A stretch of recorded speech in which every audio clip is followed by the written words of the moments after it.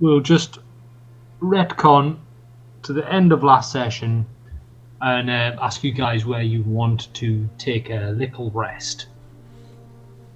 Are you wanting to do that in the clearing? Make your way back to Veska's house? What would you like to do? Wasn't it a few hours to our house though? Yeah, it's quite far. It was a few miles. Without Veska guiding you, it might take a few hours. I think everyone's too fucked up to actually travel that far. The swamp's a bit dangerous too, isn't it? Yeah. I mean, I'm down for having a rest by the magic tree. I mean, Everyone this else is. yeah, and this clearing sounds like maybe a good idea, but I don't know.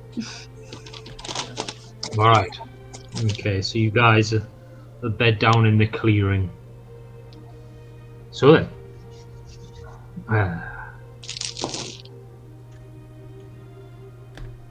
the battered and weary party bed down, scant hours after waking up in the middle of the clearing. You're exhausted, aching muscles begging you for rest. Give in. As you drift off into restful sleep. The aches and pains in your muscles heal overnight. Though your dreams are not peaceful, they are filled with disgusting images of the rotting Feywild, blood-coated landscapes and black, oily, dripping trees.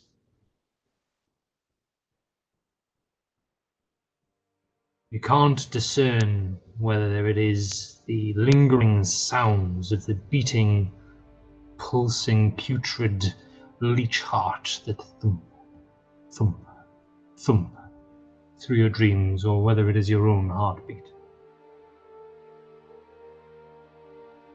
Images of the Wither and his foul tentacled form flash in your dreams. You hear his deep guttural laugh. You swear you can taste and smell the poison and decay spewing from him.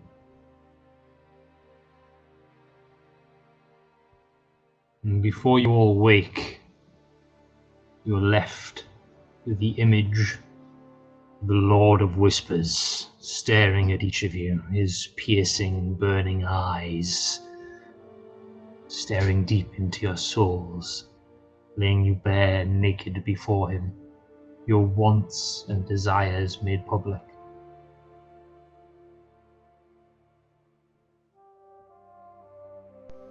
Consciousness comes to you all peacefully for once.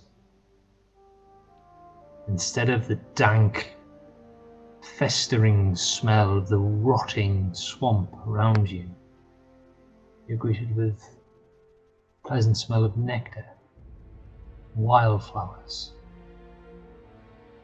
fresh dew on green grass.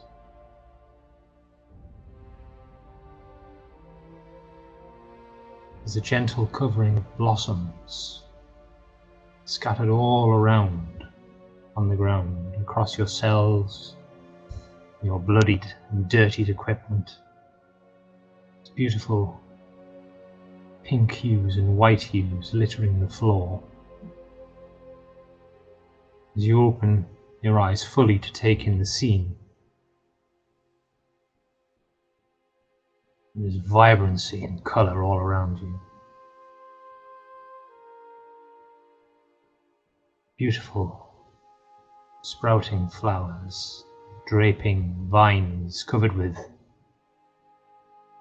ripe red fruit hang from the trees. There's a gentle buzz of insects and the croaking of frogs that reminds you of the area outside Veska's house in the sanctuary.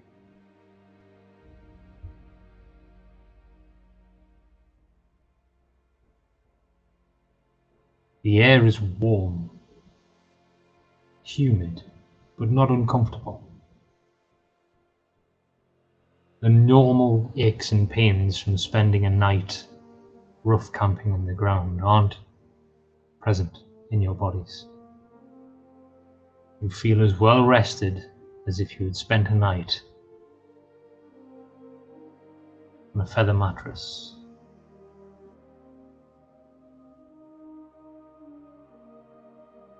As you look around the clearing, in which you found yourselves in, standing stones have gone dull once again.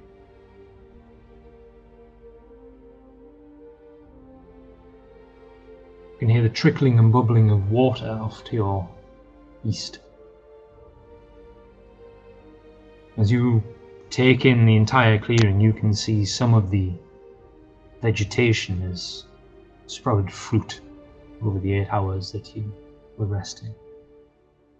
As you turn to look, the huge, grotesque tree that stood across the entrance to the Feywild, you can see that the majority of the top of the branches are a beautiful, deep brown, covered with verdant green moss, bright blue, white and grey lichen. The canopy above is entirely covered in cherry blossoms. The majority of the trunk, though, is still made of the horrible dripping blood and flesh and bone. But there's decidedly less of that since you've rested. The giant glowing green eye in the middle of the tree has been replaced. What you see now is an arrangement of knots and folds in the tree, creating a familiar resemblance of the peculiar halfling that you followed into the Hagsmire. The features of the tree seem to be at rest now, the eyes closed, as if in deep concentration.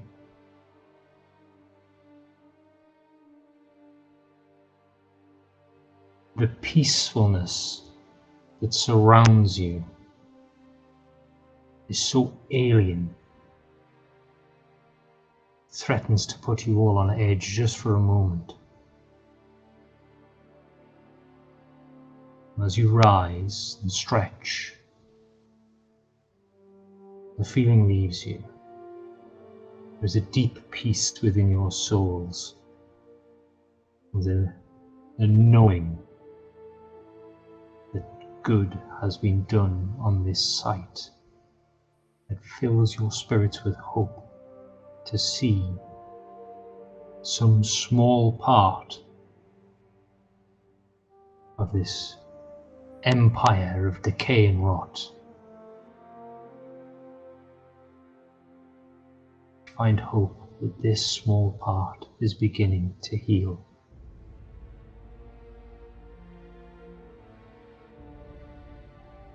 There is one other change as you look around. Standing upright, 2 feet tall, in the very center of the standing stones, is a brown staff swirling with faintly glowing green Feywild markings.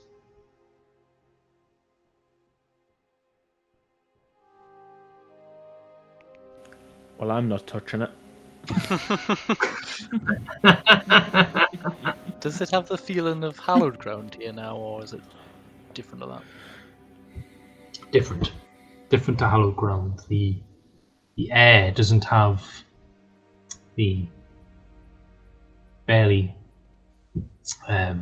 perceivable shimmering of hallowed ground. This feels for lack of a better word, healthy.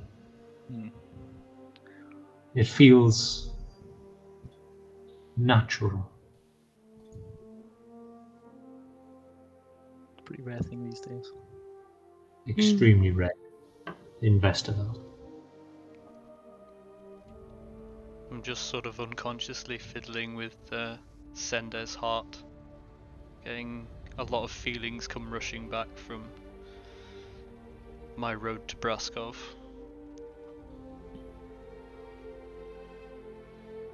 Hmm.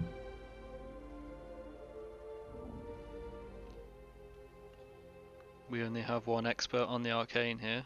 I was about to say I'll go look at it. Everyone's staring at you still, like, time's running on, you know. Fine. Uh, It's immediately struck by lightning. Oh. everyone else gets struck by lightning with how I roll. It was the only safe one. Yeah, I'm gonna pop over and we've got a little bit of time, so I'll do identify as a ritual. Yeah. Okay. So you can take 10 minutes. What does your identify ritual look like? Was there a specific thing you do? Is it just sitting with a book, or do you mark things out on the ground? So Giselle's spellbook is actually a bag of polished pebbles. So she's gonna pop some of them in a little circle around it. Ah, nice. I like that. So as you all watch Giselle move around the staff, gently placing these tiny polished stones on the floor, you sit in concentration. And as you do so, you see, those of you that are watching, gentle glow from the stones. You begin to pulse ever so slowly. And you notice the swirling, gently glowing green carvings of the staff also begin to pulse in the same rhythm as the stones. And Josiel sits there in concentration for a while. Is there anything the rest of you would like to be doing? It's a little while since any of you have eaten. Might be Yeah. good to chow down on something. I've got a bit of Puyana's rations left, so have a little nibble on some nuts and pass them out if I don't know what your food situation is, Svetalia. But you know, if you need some rations, we've got plenty. Godfrey's our food pack mule. She nods and thanks without saying anything. Yeah, there we go. So Svetalia, before you left, Katihana will have done you a week's worth of packed lunch. Tatiana Mensch, one of the she owns the Golden Stag with Victor. Okay. And how long have I been on the road since then? This will be day 6 for you. Okay. Do you I want just some sort of like fancy nod rations? a thanks and like take food out myself. And What did you say, Callum? I'm just gonna say, does she want some fancy rations? Because need teeth. well, she's put them back in her pack without eating. Well, I'm gonna have me some fancy rations. If the rations you've got don't work with your current sort of mastication equipment, there are plenty of ripe, delicious-looking fruits all around you in the clearing. If you want to chance You with wanna eat Javoy's fruit? Yeah, I'm definitely not eating random food from some sort of freaky rune circle thing. No, thank you. Also, it's still mostly a flesh tree. Yeah. They're not growing on Javoy, they're growing on the plants and bushes and vines that surround the clearing. They're growing too close. Regardless, I will go hungry. Thank you very much. Ah, okay. Wonderful. With my Make a- hand on the hilt of my sword, watching whatever is going on in the center of that circle, because I haven't seen much magic.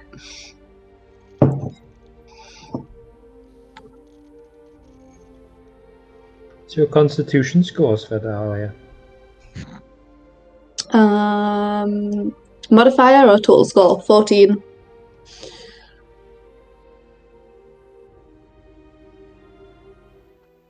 should You'll eat some regret lovely that. mud.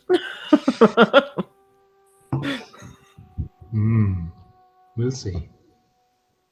Don't worry if it gets too bad. We'll just stamp on our rations and feed them through a tube. Just mush them up with water like kibble. Screw you guys. Ration gruel. So, here we go. Now I'm going to send you a little message with what you've determined. If there's no other conversation or anything else that anyone wants to have in the next 10 minutes. What? I'm sitting there in munching my seeds and my nuts. comfortable silence.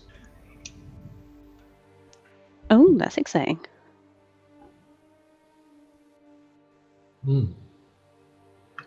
So as the 10 minutes comes to an end, you see Jasail take a deep breath and exclaim, "Ooh, that's exciting!" And the pulsing of the staff and the pulsing of the stones is finished, and the stones seem to have gone inert. Though the glow on the staff is still there, gentle. Okay, guys, it's a staff of warding wind. It does require attunement. You can use it twice a day to cause a strong wind to blow around the staff in a 10-foot radius that lasts for a minute or until it's pulled from the ground. It deafens you and other creatures in the area, extinguishes unprotected flames, pushes away vapor, gas, or fog that can be dispersed by strong winds, and makes the area difficult terrain. That's really useful to be able to plant it in the ground. There's a little bit extra on the bottom of that as well. Oh, there is. I've not scrolled down far enough. So It's also cursed. if someone a little too late. So if someone makes a ranged weapon attack against you while you're in the little wind bubble, they have disadvantage. Oh, if the attack passes through the wind as well, so you could use it as a little buffer. Oh, that's nice. That's really good. So unless anyone else is calling dibs, Jess has a new toy. No, you identified it. Yeah, you're the magic user. It would be silly to try. Stuffy one, yeah. Yeah. Oh, thanks. I mean, really, we all need protection from your range spells, but never mind. I mean, purely from a logic point of view, we come up against these things like the siren that try and bewitch people through their sound, and the ability to plant this in the ground and deafen yourself. Deafen everyone, yeah. Yeah, it's just great. And who do we not want to be charmed? The magic user who can, I don't know, lightning bolt us or something. You know what I mean? Like, think how dangerous she is to us when she's got her wits about her, let alone when she's bewitched by something evil. So yeah, definitely my vote is it goes on Jess. It's a wizard and it's a staff. No better combo.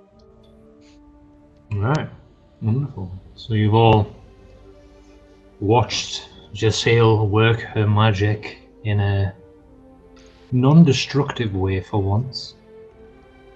Quite refreshing for some of you. It's happened more than once.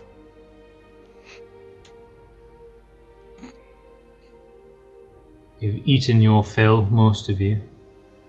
Satiated your hunger and thirst. You're now sitting in the middle of the clearing.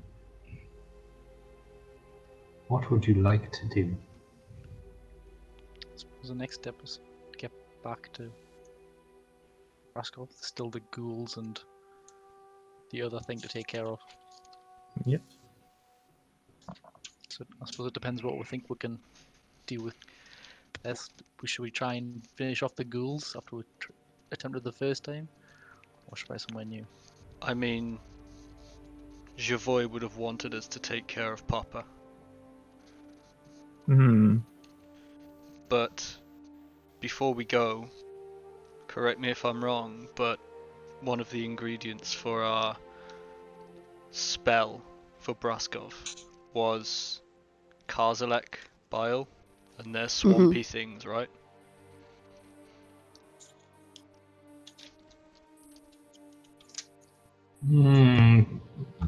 Well, yeah, they're found. I mean, if we You got know anything that to they're put it. found in lots of places. You need 3 gallons as well. Woods. Yeah. Yeah, deep woods, swamps, mires, some of the secluded valleys. I don't think it's all going to fit in an empty potion bottle. True. Yeah. So there's the ghouls in the Stranglethorns, the flesh eaters of the Hag's Mire, the poisoned, the Black Oaks, and the Strigoi and the Breakspears. All surrounding Braskov. I mean, well, I'm not sure we've taken care of the Fae necessarily, but we have killed some. Yeah. The Hags are still here, presumably. Well, the Hags are still alive, they- whether or not they're They here. left, though, hadn't they? Yeah. I think she said they'd gone, yeah. Yeah. So we don't really know where they are. But we do know where the base of the ghouls was. And we do know a woman in Braskov who can, like, see the future and shit, so. Yeah, I mean, Torlek in particular has a score to settle with Papa. And Javoy would have wanted us to take care of his mistake. He definitely wanted him dead. I think just in terms of the Karzalek, we could ask Stizler back in Braskov, you know, the hunter, the dark-skinned human hunter. He seemed the expert on the Black Oaks, and if anyone knows where to find a beastie, it's the hunter, right? So Yeah, makes sense. but We'll have to either go way, back through Braskov to get to the ghoul place anyway, don't we? yeah, It's like on the other side. and get the Stranglethorns, yeah. Yeah, Svetalia points when you say that and nods. Yes, let's go to Braskov. Okay. Alright, so you guys want to leave the Hagsmire and return to Braskov. Before we go, should we maybe stop by Vesca's? Because there might be something we can use there, and she doesn't need it suppose- anymore. It's But- not the worst plan. I mean, I don't know how everyone feels about rifling through her things, but you know. Well, I assume that now that she's dead, the protective magic will fade and the place will get ruined anyway, so seems like it'd be better off we had it, anything that's there than the... Than anyone else. Loot the dead. Yeah. The dead don't need it. To be fair, I think if there's something for us there, she would have wanted us to have it to try and do some good. She was all about helping people, wasn't she? And she's not here to object anyway. Well, she just give you... Well, I assume it's like the staff is somehow a gift from Beska and... Yeah, that's what I was thinking. Yeah. Oh. In the 10 minutes that you took to identify it, you noticed a similarity in the wood that this is made of, and the wood that is now the top of the tree that is Javoy. Oh, okay. Wonderful. Right. So is the plan to go to Vesca's first? Might as well. Also, we know our way back from there. Yeah, that's true, actually. We Yeah. came from that place, so it's probably better to go back to there and then go back the way we came. I recommend that someone with both eyebrows goes first. Actually, this I have from my previous life before I met you all. I have a feature called Wanderer, which means I have an excellent memory for maps and geography. I can recall the layouts of terrain and settlements and features, etc. around me. So presumably I should be quite good at finding our way back the way we've come, you know? Well, you're on the hook now. Right then. I'll say Jess has a compass but no map, so between us we can probably Yes, Jess. figure it out. Nice. That's gonna help. That is going to help. So you pick yourselves up off the ground, and gather your belongings, make your way north towards the edge of the clearing from which you came in. You can see that the undergrowth is a lot thicker, healthier here. It's a little bit more difficult to get through than it was originally, as everything seems to be growing at an alarming rate, as if taking every opportunity of the gifted life that has been given back to this area. After a few minutes struggling through the undergrowth, you get to a point where you were fairly certain you should have broken through the other side by now. Yet still more thick vegetation and undergrowth block your path. Now it's not debilitating, it does slow you down, but between the 5 of you, you can make your way through, eventually coming to the other side, this thick vegetation. And before you, you can see this verdant green spreading out. Trees are growing where there were no trees before. Swamp water runs. A peaty brown, but it's clear. It's hillocks of flowers, draping vines hanging down from healthy looking trees. The landscape does not look anything like what you remember it. So, between Torlek and Jasail with her compass, you can make a survival check with advantage, Torlek. Me, okay. Let's see what we've got. Oof. Oh, that's going to be 21. 21. So as you cast about, looking for some familiar landmark, a hillock, broken tree, large pool of bubbling, thick swamp mire, you find none. It's as if the ground itself is moving, undulating, breathing with new life. Things have moved. Things that were there are now no longer there. But with the help of Jasail and her compass, you managed to strike out in the direction of which you were sure is Veska's hut. And the question I want to ask you all is, are you going carefully? Are you going stealthily? Are you going brazenly and fast?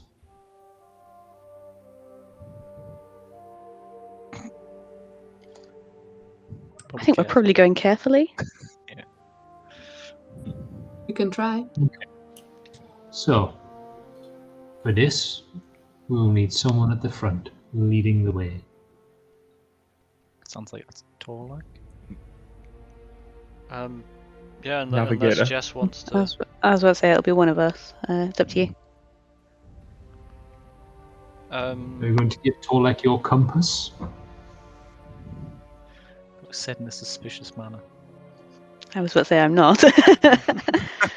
Do you want to take the lead, Jess? Because Okay. you have the guaranteed way to find the right direction. And I'll follow you and say, "Oh, I recognise that," or whatever, you know. Okay. We've passed this tree 6 times already. You're supposed to turn left at the last overhang. Turn left at your boy. Wonderful. Right, so for this, if Jasail is leading, I need Jasail to make a nature check, please. Ooh. Is Jasail very naturey? Not today, she's not. I've had enough nature. Sucks. Yeah. I'm not used to all these healthy looking trees. Oh, that's a 5. Right. So, as you all move carefully through the now lush green mire around you, carefully placing your feet where Jasail places hers, you strike out towards Vesca's in what seems to be the shortest route possible. You are in awe of the transformation of the area around you. You've never seen anything like this. The entire area completely brought fresh life. All manner of grapes and fruits, ground melons and colourful mushrooms line your path back towards Vesca's.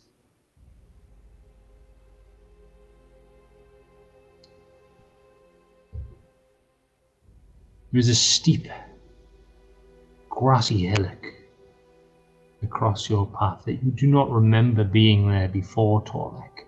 However, the landscape has changed so significantly that you're not quite sure of your bearings, but Jasail leads you up confidently, carefully. As you climb 15, 20 feet up the steep embankment, some of you having to use your hands to pull yourselves up in your heavy armor, reach the top of the hillock. See, this large grassy, moss-covered hillock. From where you're standing, you can indeed see the remains of Vesca's grove, half a mile in the distance. A quarter of a mile ahead of you, the green flowers and grass and moss give way to brown, bubbling, stinking pools with rotten, crooked-backed trees in the Hagsmire that you remember. Vesca's sanctuary seems to have lost all colour. The dense canopy of trees that surrounded it are barren, bare, crooked and broken, as if some great pressure has pushed them down towards the ground. There are no signs of Vesca's house, the ramshackle building held together with vines and moss.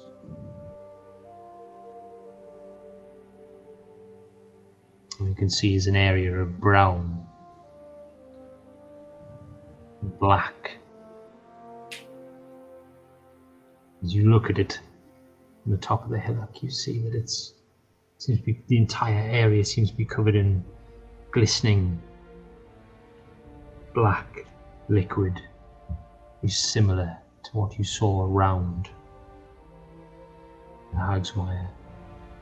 It's oily, thick substance, perhaps left over from the giant tendril of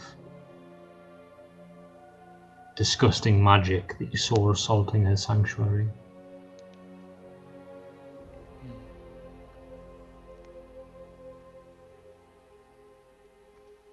But you also can see from here, through the mist, a thick fog that hangs over the putrid remains of the Hagsmire.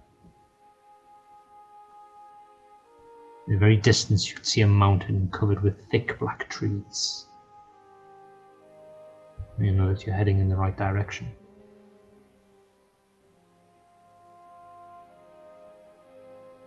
From here on out, you think the going will be a lot tougher. As you descend off the hillock, you won't be able to see past the thick fog. It's at this point that the hillock begins to move. Oh, fuck. Oh, good. Deep, guttural groan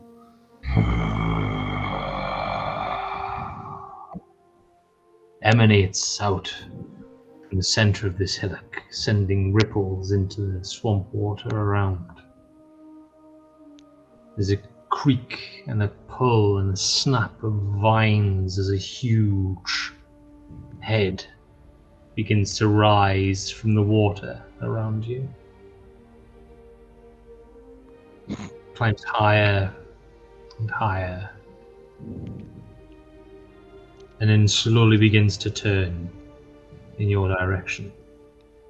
A huge reptilian face swinging close to the party of 5 standing on its back. There's a huge gout of air blows out of its nostrils, threatens to knock you all to the ground. As the swamp Tugarin regards the hitchhikers atop its back. It's a huge reptilian head, 10 times the size of any of you. It would be but a morsel, a tidbit, something to get stuck in its teeth. There's another as the head side to side, as if looking at you with each eye in turn. Huge eyelids blink. So I'm going to give you all one action, standing on a Goran's back. So we'll just play So dead. this thing is 100 feet long, covered in moss and algae and vines. Oh, it's cute. Very cute. You feel movement again as the huge tail begins to unfurl around it, and a swish as it sloshes through the swamp water, breaking trees with huge cracks and an effortless swish of the tail. The head leers in close to you all now, and feel the heat of its breath blasting against your skin, and smell the peat and the wet moss, dank undergrowth that coats this creature.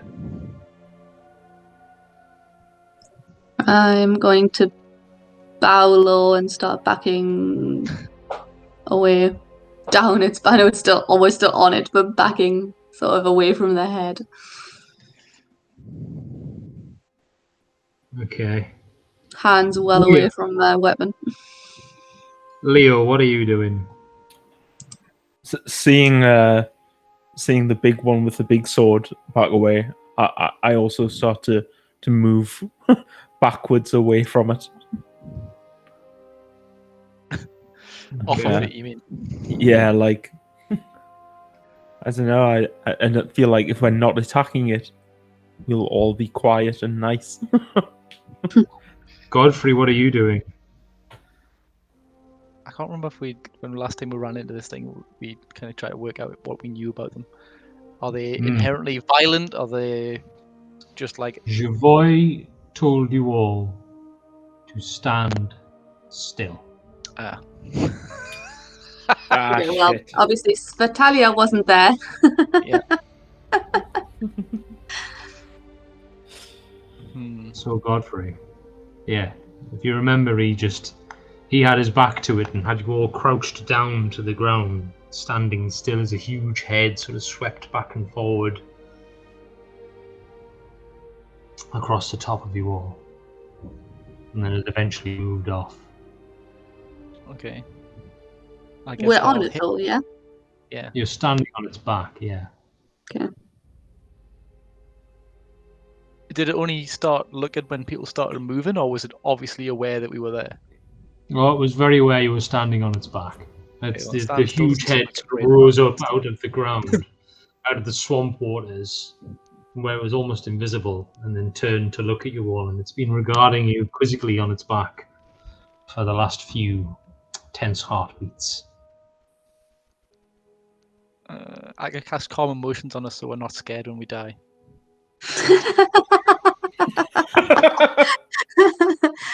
Yes, please. I Anyone mean, want if to that's the do way we're going, I'll just do ice knife, and at least it'll be speedy. Yeah. We'll all die. No, I'll save you the trouble. Ice knife. Done. that? Or I could try casting command on it and tell it to flee. Maybe we'll all just fall off. I was about to say with us on it. To Brascov. Yeah, carry. That's the word. Especially only Taxi. lasts, I think it only lasts a round, so it would be like, okay, I moved you, and then beat you. Jesus, I don't know. I'm just gonna look at Torlek and just like, shrug. Okay, Torlek. Godfrey is No thoughts, shrugging. head empty. Okay. Open mouth. Torlek. I'm following Svetalia's lead. I'm sort of crouching down a little bit and backing away with my hands sort of out in a very much I'm not trying anything gesture. I don't know how intelligent this thing is, but I don't want to appear threatening in any way, and just kind of move via the most direct route to get off it. Okay, well, if that's what everyone's doing, then I guess I'll follow suit. No point in being the only one still alive. You shrugged and now you're backing away as well. Yeah. Okay, so this is all happening at the same time. So it's not as if we're going to get to Jasail and Svetalia's fallen off its back already. You're like I feel like Jess is probably gonna like take a glance behind her and realize everyone's like 10 foot away already. Yeah. So Jess, what are you doing? Yeah, I'm backing up and getting out of here. Okay. So Jess, I as think you the time for start, just standing still has passed. as you start backing up away from this huge reptilian head that's regarding you quizzically, all of a sudden the head rushes towards you. The frightening speed, the jaws open wide, revealing dozens and dozens of saber-sharp giant teeth the size of you. As it rushes towards you, you hear as the mouth slams shut, meters from your face.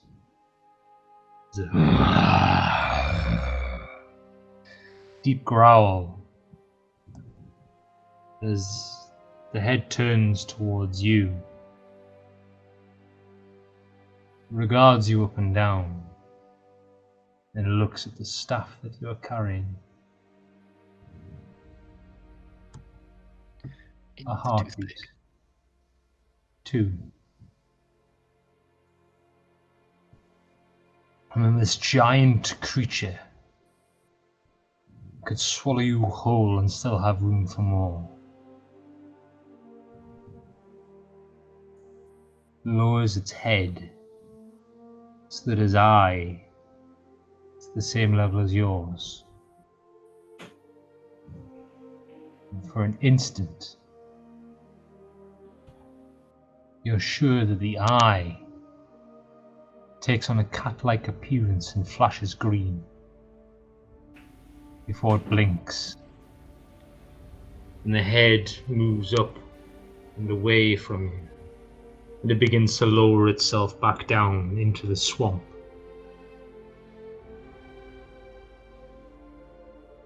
Resting and coming still. The water bubbles and pools and sucks and around it as it rests back down into the waters and the moss. The tail curls back around it, swooshing the mud and moss.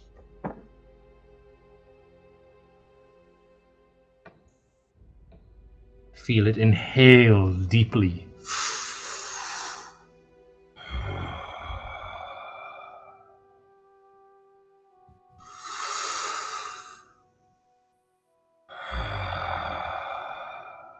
These huge rattling, calm breaths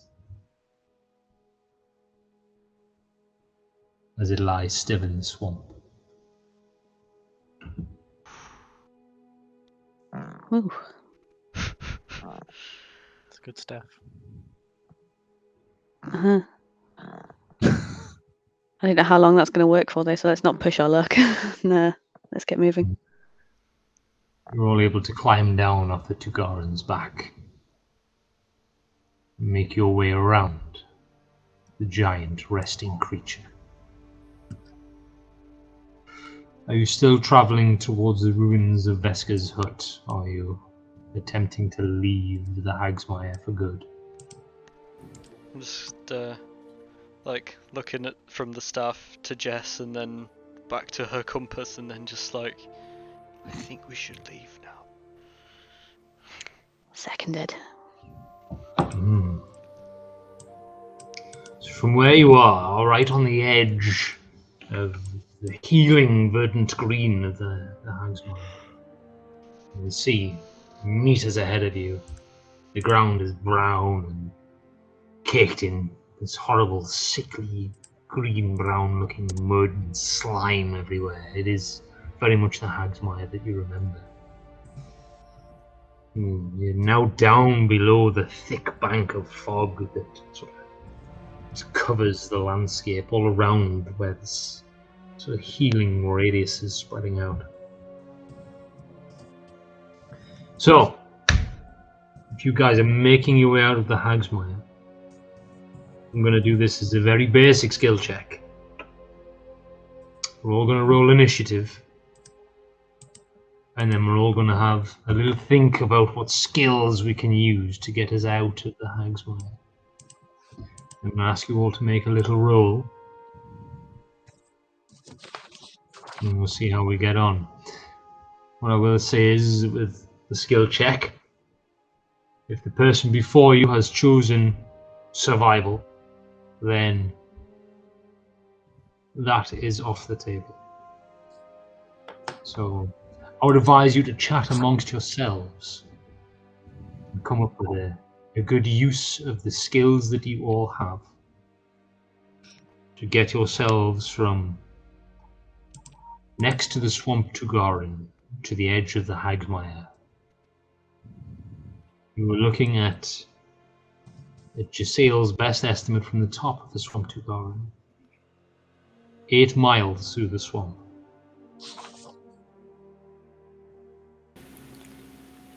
That's a lot of swamp. Mm-hmm. It's a lot of swamp. Well, perception was probably my only one that was going to be good for getting out of a swamp, and I have disadvantage on it now. So, we're fucked. Well, what's everyone's best skill? I had to tie between insight, medicine, and perception. Unless we I can don't work think. work out how the swamp is feeling.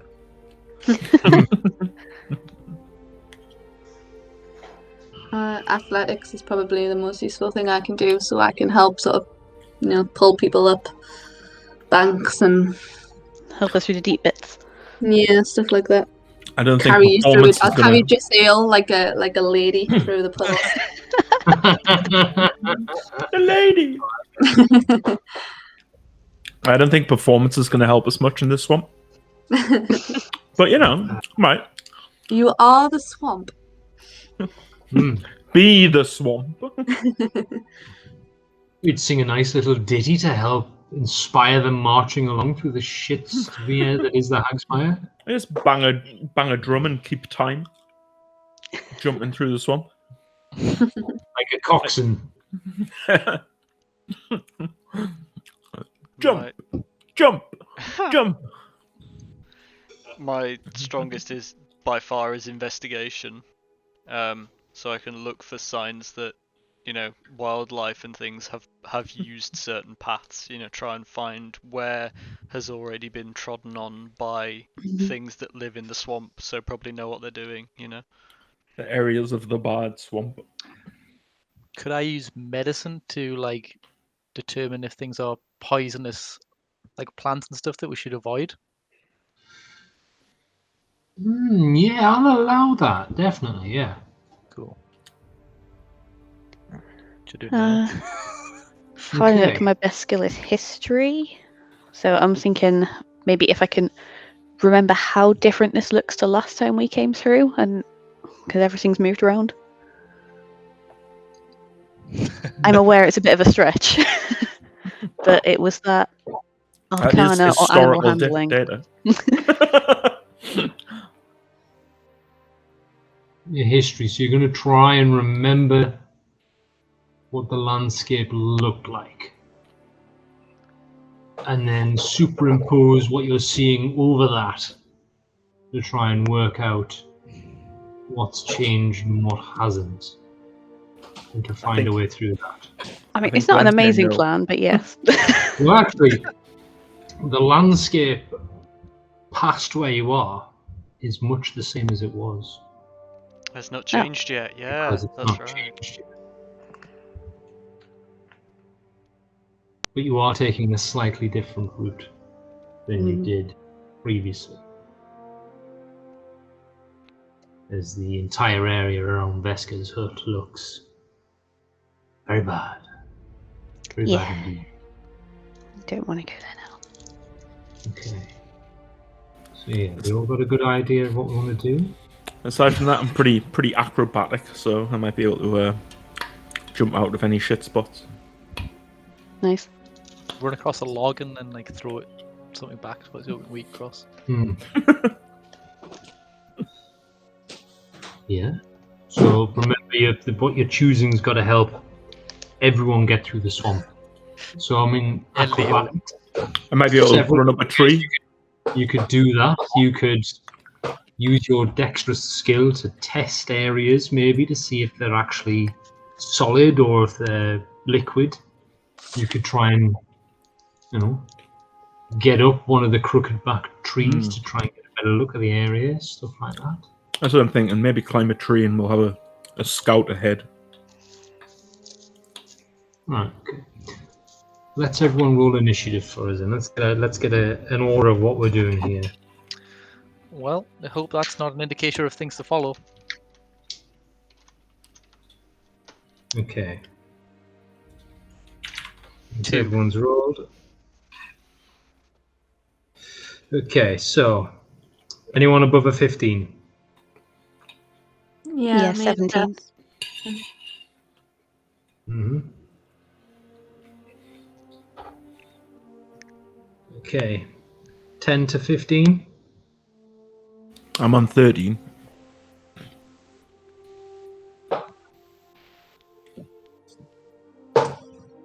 Okay, and below 10? I've got 8. I've got 2. Oh dear. I have minus dex. So, Okay, so Jess, what is it you'd like to do? The history check? Try and remember the path that you took through the Hagsmire and see if you can spot some familiar landmarks. Is that the gist of it? That's basically the plan. Alright. Roll for me a history check. Nice. Ooh. It's 21. She's That's a good. historical girl. Wow. This is the opposite of Gandalf's. I have no memory of this place. Svetalia, you were athletics?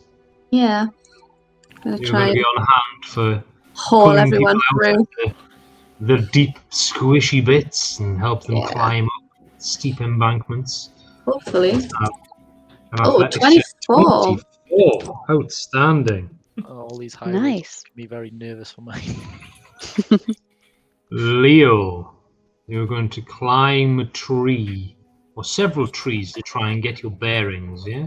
Several sturdy-looking, non-entish trees. Go for it. So like, I'm going to do it quite acrobatically as well with a 21, 18 plus 3. 21. Outstanding. Torlek, what was your skill? Investigation. I'd like to see if there's any sort of paths that have already been used by, animal tracks, things like that. Look for the most ideal route, the least treacherous place to put your foot.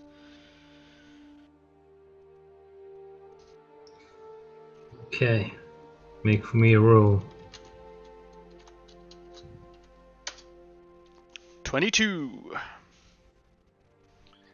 Well, I'm definitely going to fail then. 22. We got this, guys. It's fine.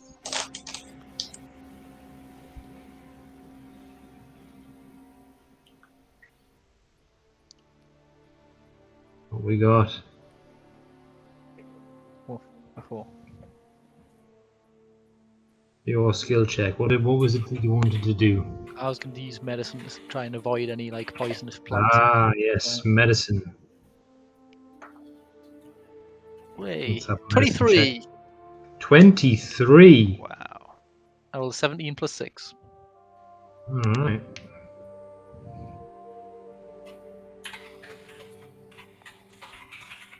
Well, you guys didn't make that any fun for me whatsoever.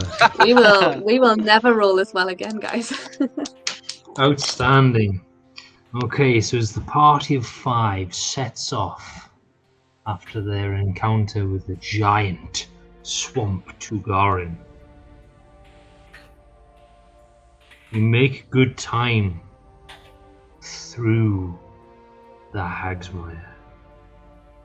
With Jasael's excellent memory of landmarks, particular broken trees and hillocks, big pools that you remember seeing, you managed to pick your way deftly towards the edge of the swamp. For those unfortunate moments, the long 8-mile trek, where a heavy mailed boot passes through the soft moss deep down into the mud, Svetalia is there to grasp your arm and haul you from the stinking mire around you. Guided by helpful shouts and pointing, and the lithe figure of Leo, the tops of some sturdy, crooked trees, you manage to keep your course straight and true. After the first few footfalls sink deep into the mud, Torlek moves to the front of the group and begins to prod and poke and reason his way through the unreasonable nature that surrounds you all.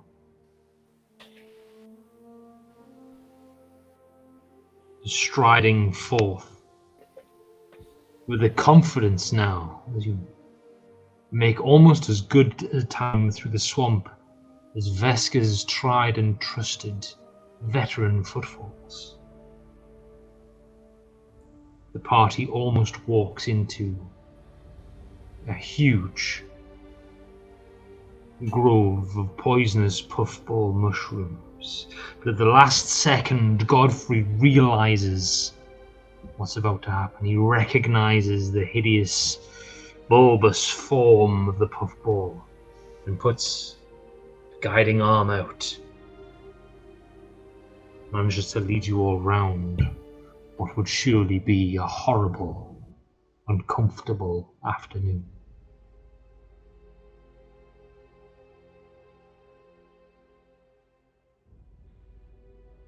as the clouds deepen and thicken in the sky. You feel the temperature and humidity rise in the swamp, and then slowly begin to recede again as the skies start to darken overhead.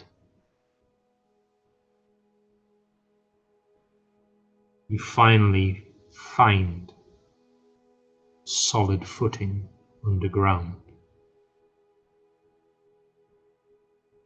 Green grass. As you move slightly further up the embankment and out of the fog, before you lies the slope of a mountain topped with black trees and a worn mud track of the East Road in front of you.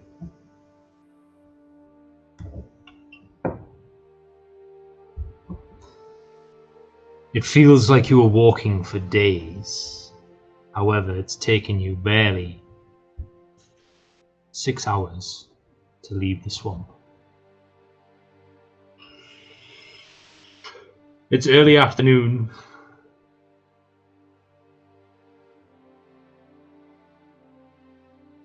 You're chafing against your armor from the sweat and the humidity of the swamp. And some of you have boots filled with stinking brown mud. Your stomachs rumble from the exertion. But you have made your way out of the Hagsmire and onto the road. A choice now lies before you. You remember the words of Javoy. Be quick and be quiet. As he was talking about a shortcut through the Black Oaks, past the watchtower and the now surely rotting remains of the poisoned oak that you all encountered at the top of the mountain. 3 days' travel. Be quick, be quiet. We'll get there fast, yes. Or 5 days by road.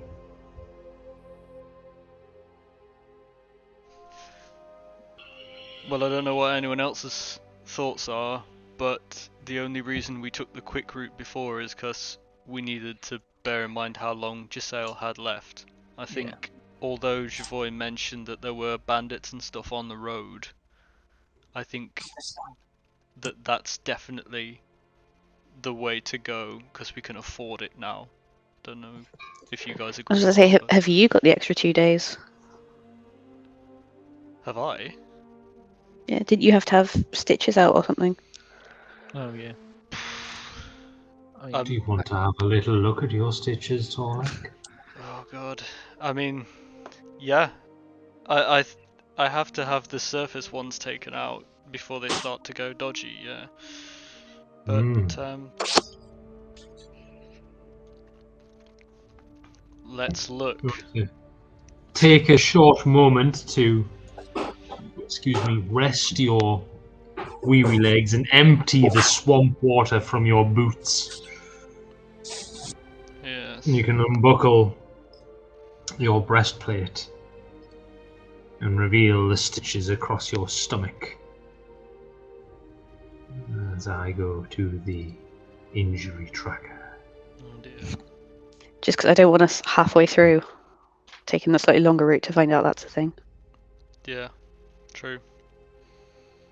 While we're taking a pause, I'm having a big swig from my water skin. I'm gonna offer it to Svetadia because that was tough and arduous, and she's not eaten, and I don't want her to. I mean, she doesn't seem like the swooning and fainting type, but you know. Nods and thanks and takes a drink, but turns away from you all, and then hands it back. Your stomach's rumbling quite loud now, Svatali. Right, yes, so as you all take a moment to a short rest, Torlek unbuckles his breastplate, lifts up his gambeson to investigate the stitches. They seem to look all right. It's a hint of A hint. faint hint of cheese. Oh. Oh shit. Oh, that can't be good. Alright. Want to make a medicine check for us, Torlek? Do you want me to help you out? I think You can have Godfrey look as well. Eh? I think Godfrey's For better at advantage. medicine than me. I mean, I've got +5, so I've got +6. well then, I'll- Godfrey, I'll use guidance on myself as well. Oh, nice. Is it with advantage though? Because we're both looking. No. Yeah. Yes. Yeah, the rest of you can see that Torlek and Godfrey looking 22. at Torlek's huge scarred stomach with these stitches in. Oh, well, yes, no, I think that looks like. Oh, yeah, it is. Having an in-depth conversation. Godfrey, you cast your expert eye over these stitches and smell the faint hint of cheese coming off them. If these don't come out within a couple of days, the gangrene is going to set in. Do we need any particular equipment, or is it just going to be a? What do you have on you? I mean, I'm not a doctor in real life, so I don't know how you get out stitches. I got a crowbar, grappling hook, Yeah, crowbar a work. hammer, short sword, quarterstaffs. I can just hit him with my mace. We also have leeches. As Just I can saying. get stitches out though, but it might, clean it. I Clean think it I've up. soap. I've actually got a small knife from my starting equipment. Yeah. Okay, that'll be a good Small start. knife might work. Yeah. My Shovel. Shovel. Scoop his guts out, and then Yeah. I'll be rotten. Mm. What I suggest. So to remove stitches, usually is a very small knife, a scalpel, and you need some sort of tweezers to gently untie the knot first, I mean, cut the suture, and you pull it through the skin with the tweezers. it can't be that different to leather working, right? I bet they have like a thing in there. The leather working is skin. Yeah. Yeah. Exactly, yeah, man. it is. Yeah, binding two leather pieces together is usually done with little sort of sewing. Little sutures. Yeah, there must be yeah. some sort of tool. I think Xanathars actually tells you what exactly is in a leatherwork kit. You've got a knife, which will definitely help. The small mallet and edger, probably not. Neither will a hole punch, thread, or leather scraps. Oh well. So the knife indefinitely would help. So what do they use to pull the thread Yeah. through? Their fingers, by the looks of it, You because when you're not pushing the thread through the leather. You have a hole punch to create a hole in both pieces of leather. And then you just weave it through. Okay. you have a needle that you push the thread through with. Like Glenn's right. Yeah. Mm. So how thin are the stitches? Like, what's the thread like? It'll be very similar to your C-section. Well, Stomach back on. I was totally out of it for that, so that's. What if I just threw a Molotov at his stomach? I'll burn the stitches out. Definitely get the stitches out, mate. No, definitely get the stitches out. Uh, What tools do you all have on you? Do any of you So have any tools or packs? Jess has got a needle. So if we can use the tiny knife to cut the end where the knot is, and then you can like Oh wait, hook it underneath and just. I have cobbler's tools too. That might help. You're not gonna nail my stomach back together, are you? No, but there might be. Wonderful. Let's have a look. What's in a cobbler's Cobbler's tool? tools contains a hammer, an awl, which I don't know what it is, a knife, a shoe stand, a cutter, a spare leather, and thread. Isn't the all like the little hole punch for before My you knowledge use- of Another hole punch. shoes You've basically got the aids same me. kit. Godfrey doesn't I have. Mm. have proficiency in great any knowledge of shoes. You do have wonderful knowledge of shoes. Jesus Christ. What about I if had you a pretend like Spectorian you that was more really of a like bag the person. stitches, and then I'll show you this fake tapestry, the cursed tapestry, and it'll take them. We can lie Torlek over the shoe stand. Brilliant idea. Brilliant idea. Alright, What's an awl?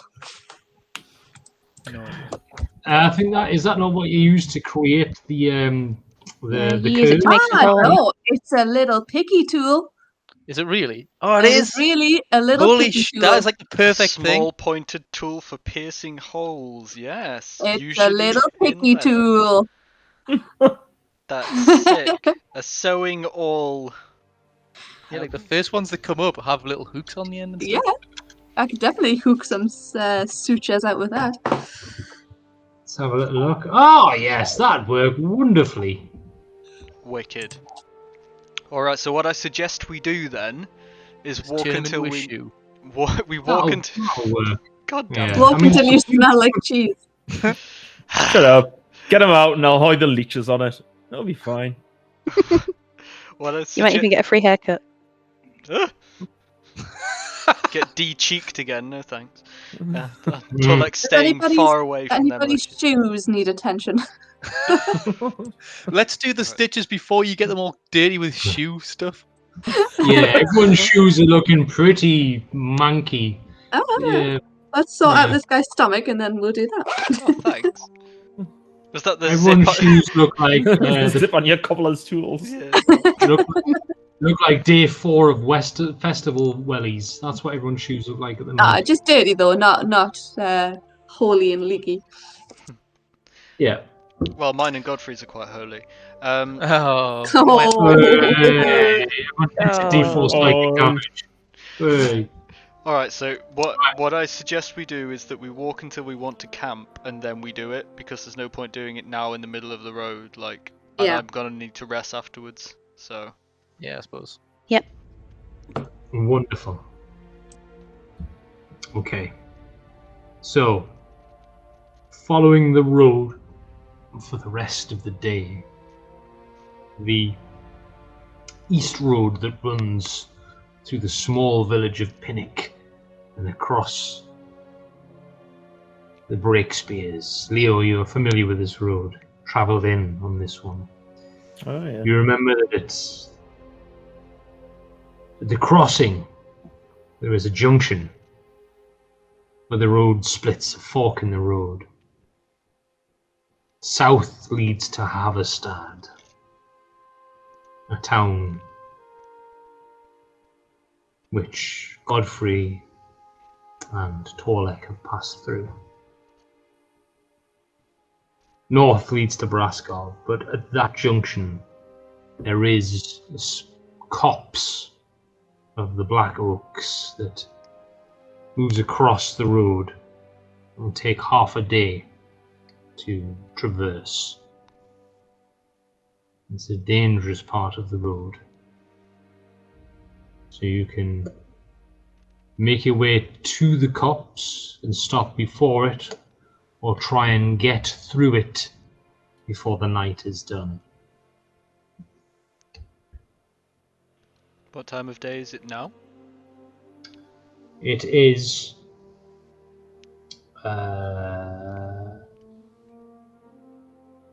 slept, and then it's 6 hours, coming up to 4 o'clock in the afternoon ish, and you've got 12 miles to travel before you hit the copse of woods. So it'll be coming up to early evening as you reach as you reach them. The part where the black oaks spill across the road and it cuts through. Do we want to be doing surgical procedures near that area? I imagine there's some blood involved. Yeah. Why don't we walk about halfway to the cops' camp, and then we can tackle the cops, and when I'm de-stitched and rested, and we have daylight and stuff on our side. Yeah. Sounds good. Let's do it. Wicked. Great. Plan. So your progress along the road is quick and for what feels like the first time in weeks easy. Your boots don't sink up to the knee in mud. You're not harassed by insects, and the smell of the hag's mire is mitigated quite a lot. It takes you almost 2 hours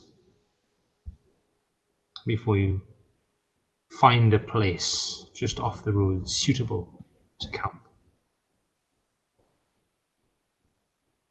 It's about half a mile from the main road. The area around the edge of the hills, the black oaks, is very craggy and broken.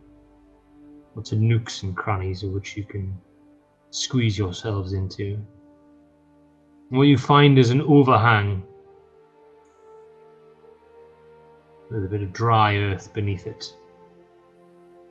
As you approach, you see the long dead remains of a campfire. And this looks to be a suitable place to stop.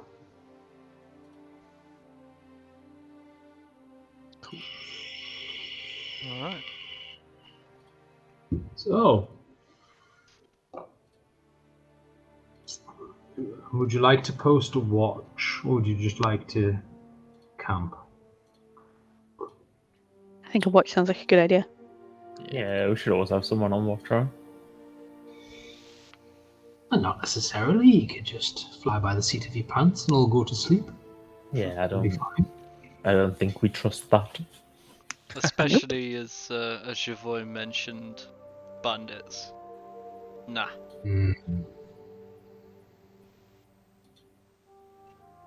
Okay, wonderful. So who would like to post watch? We'll stop long enough for you all to get a long rest. I'll need at least 3 of you doing a 4-hour watch. Well, I don't think the people with one eye should maybe be doing the watch. Yeah, that's fair. Get some shut eye. Glenn, is this the road that I ran into trouble on? Yes. The trouble you ran into was a little bit further up the road. But did you take care of that trouble? Took care of some of it. Oh.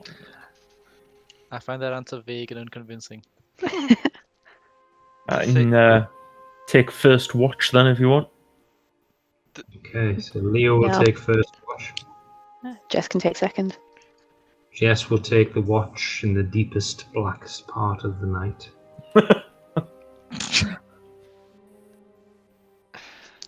Now, do we want me post stitch removal or one-eyed yeah. person? If me and Godfrey take watch, does that take away the disadvantage or not? We both look in the opposite Two direction. good eyes. Sit back to back.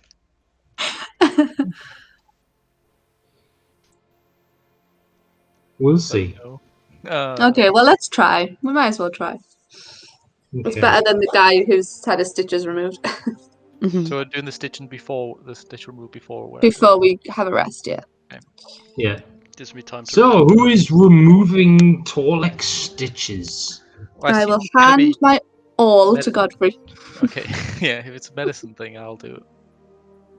I'll give him a Hmm. little knife. I'm gonna Wonderful. take out my hand. You said it was an overhang, right? Yes. So I'm going to take out my hand axe and stick it in the roof of the overhang and cast light on it, so I've got some light. Clever. Okay, wonderful. That's cool. Has anybody got any alcohol? Yes. Yeah, maybe pour some alcohol on those two tools before you start Yeah. sticking them in Oh, there. I've got soap. I think if it's So- pure, what kind of alcohol have we got? Is it like Hard spirit? liquor. I was to say you Okay. If can it's have like spirit, that'll work. Yeah. you can have some prestidigitation as well.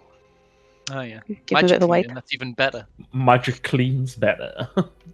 I've got a bundle of stonic spears if we need kindling for a fire. And I also have 9 candles, so we could use a candle to sterilize implements and stuff. Oh, yeah, that's a good idea. Cool.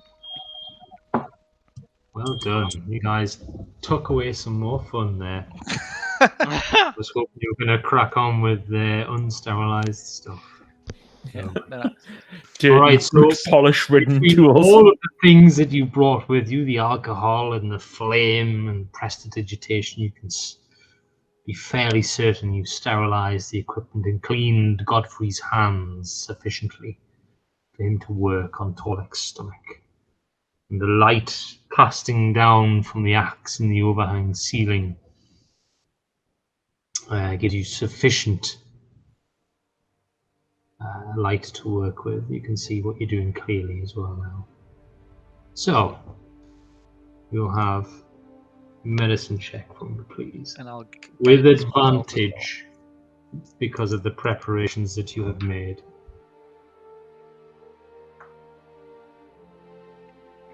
Uh, 22 again.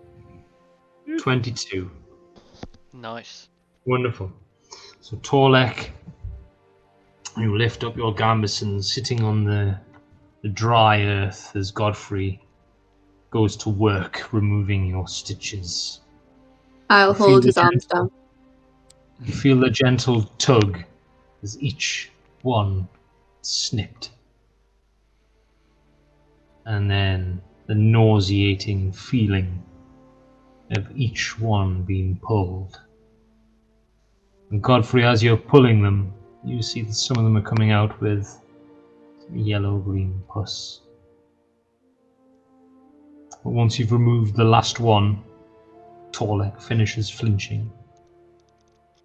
You're able to sterilize with the alcohol and the prestidigitation. Well, for good measure, I'll you want lesser a leech on? restoration the wound as well. Do you want to leech on that?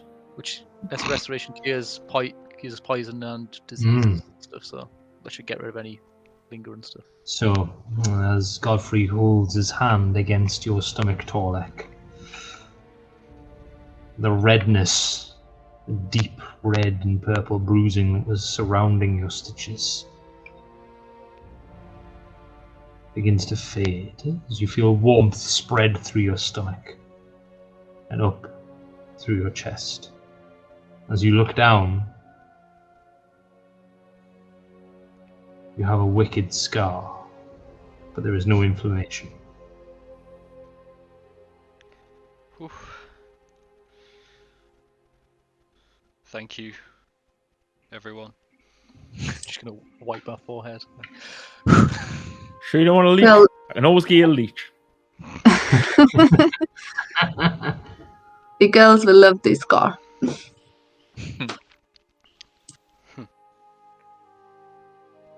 Just sort of smile to myself at that one.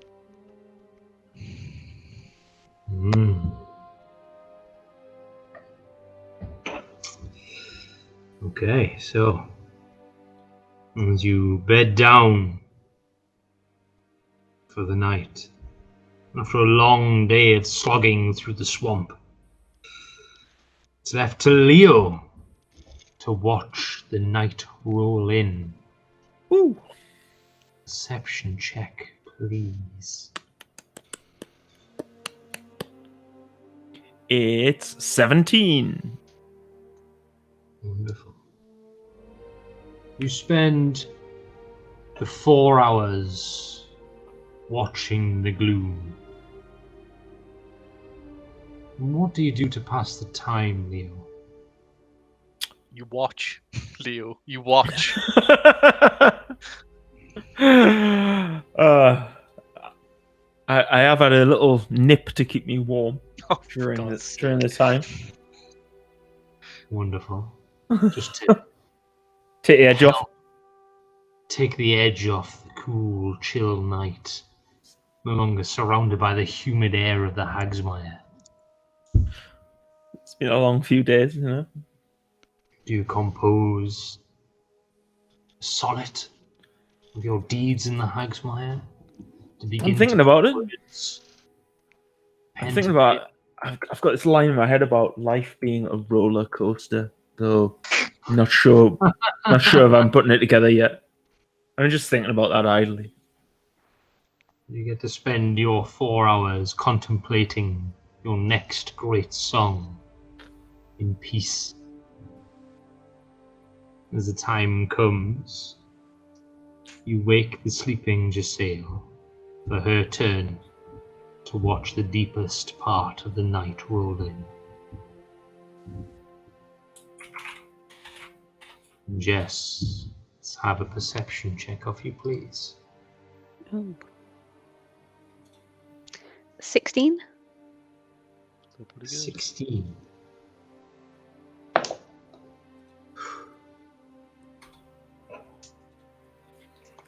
The first 2 hours of your watch go by as the clouds move apart, revealing the star-filled sky above, the high crescent moon illuminating the landscape around you in silvery light. Jessiel, what do you do to pass the time of the 4 hours?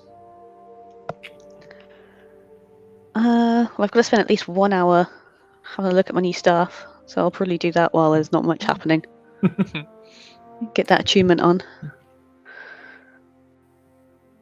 Yes, you can definitely do that and feel the magic, alien yet familiar, that brims within the staff. And as you sit there with it for an hour, turning it, meditating on it, gentle smell of fresh tree bark on misty dewy mornings graces your nose and reminds you of being in a deep forest, or at least your idea of what a deep forest would smell like from the many books that you've read. In the third hour of your watch, you are alerted. Something's moving in the distance, in the darkness, along the road, moving north. Barely audible scrapes, the odd cough.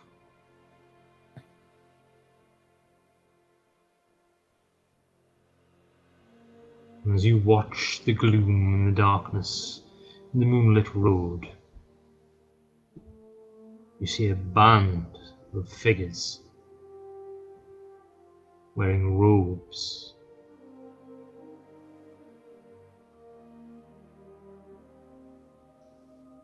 Well, that's probably not very good, is it? You count 8 Yeah.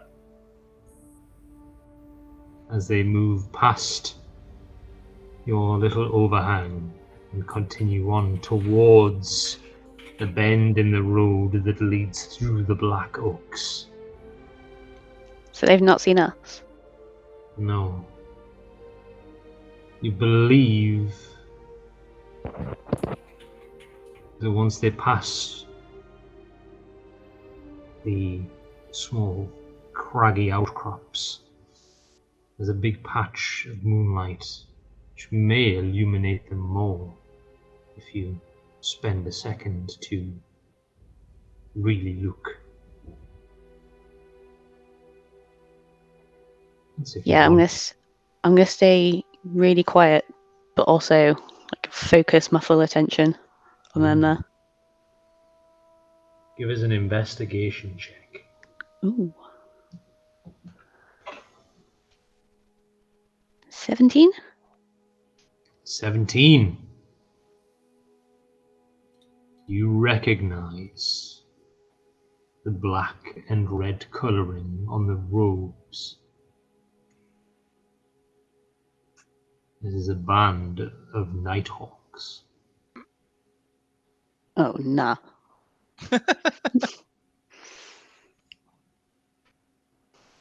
They do not seem to have noticed your little band camped out under the overhang.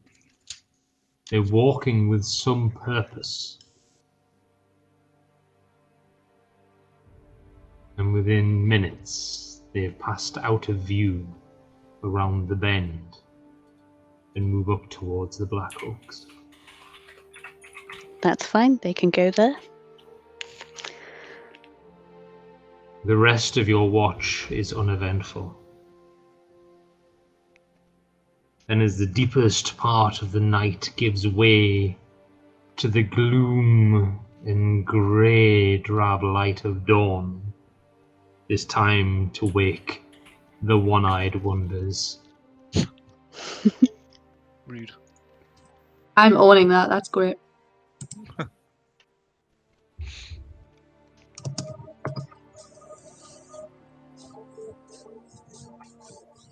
Okay. How would you like to wake the one-eyed wonders, Jess? Do you just give them a short kick in the foot to gently? I want to be classy and not wake everyone else up at the same time and use message. Nice. Ah, very classy. What do you say?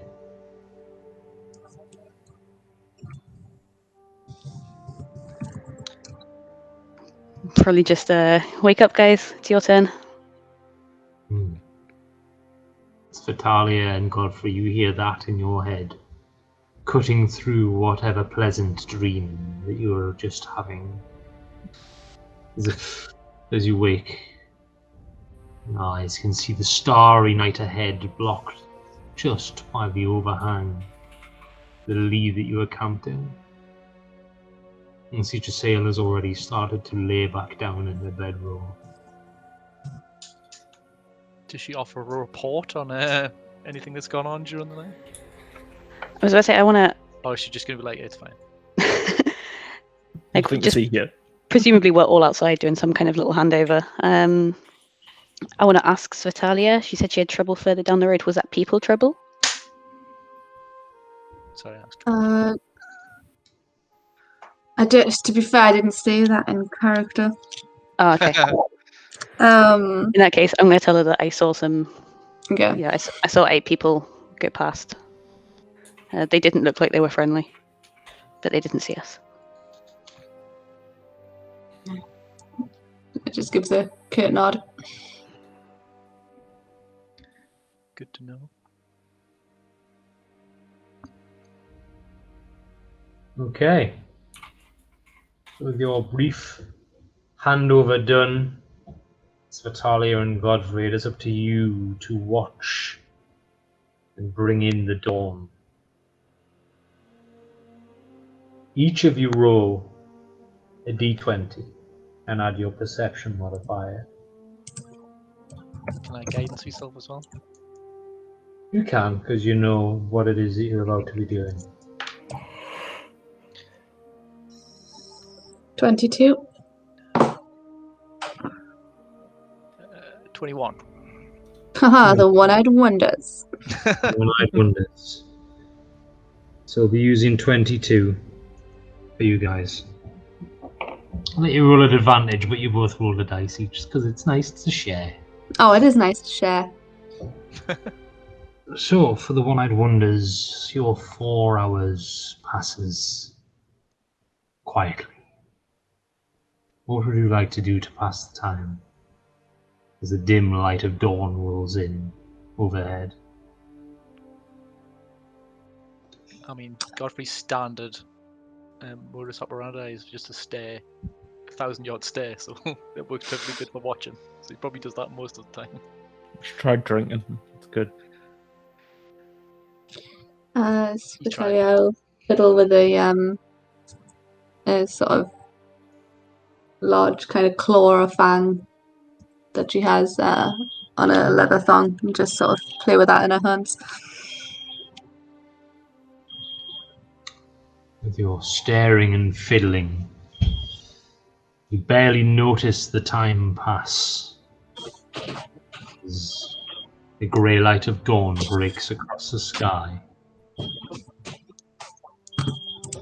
You hear the others behind you begin to rouse. I was just saying, who were the Nighthawks? Have we run into them before? You haven't run Shouldn't have into gone them. away here.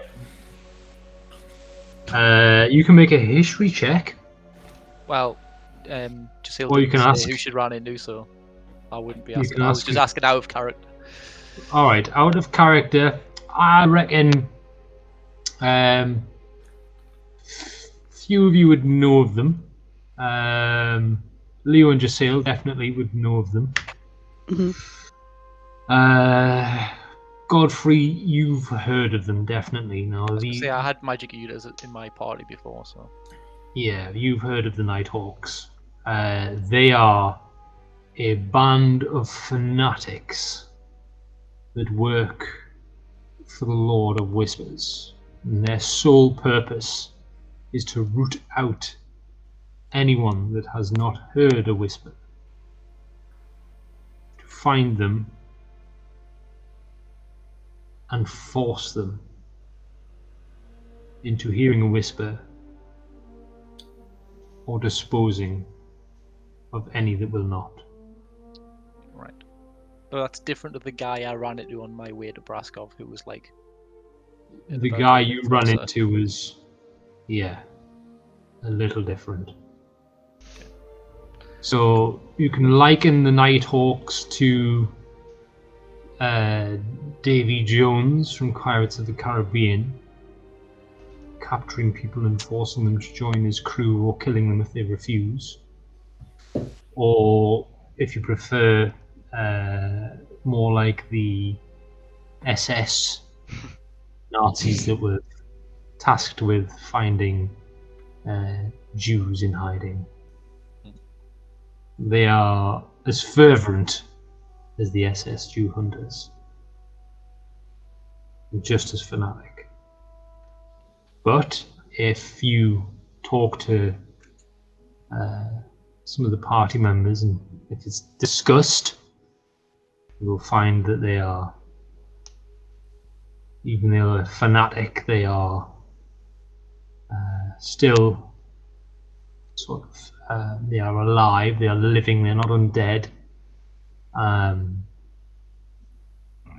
they come from all walks of life. It's just whoever is being fanaticized by the Lord of Whispers. In most of your experiences, from those of you that have run into them, I will let you know that they are the ones that have benefited massively from hearing a whisper, and have been made a fanatic because of it, believing so thoroughly that the Lord of Whispers is a god that walks among mortals.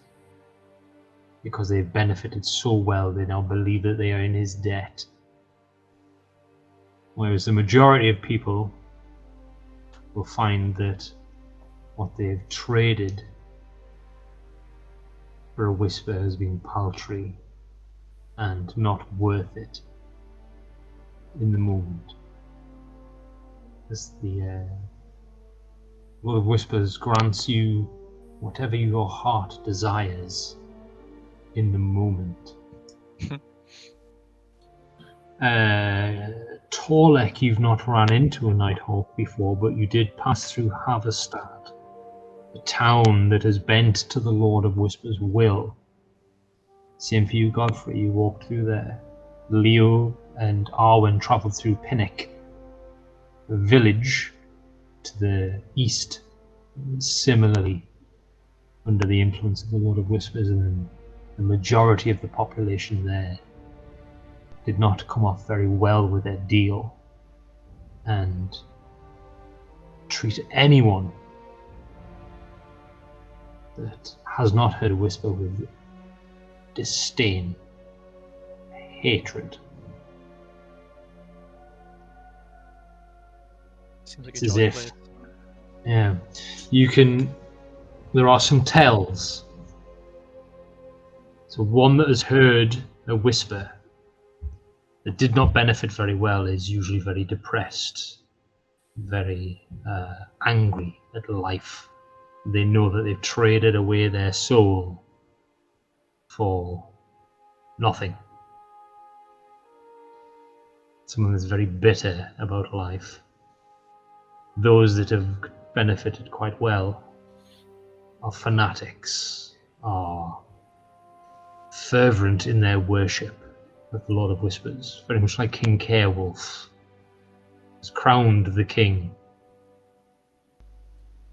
That's what he got out of his deal. It's very famous, everyone knows that, which is why he rules Vesterveld very harshly and treats you all like cattle waiting to be culled.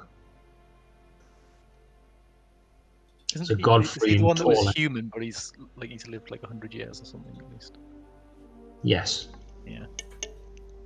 Boy or something. he's lived much longer than any human should do. You want to make a history check? I can maybe give you a bit more information about King Caerwolf, since we're thinking about it and talking about it. Straight 10. Straight 10. You have heard a rumour that King Caerwolf is a vampire.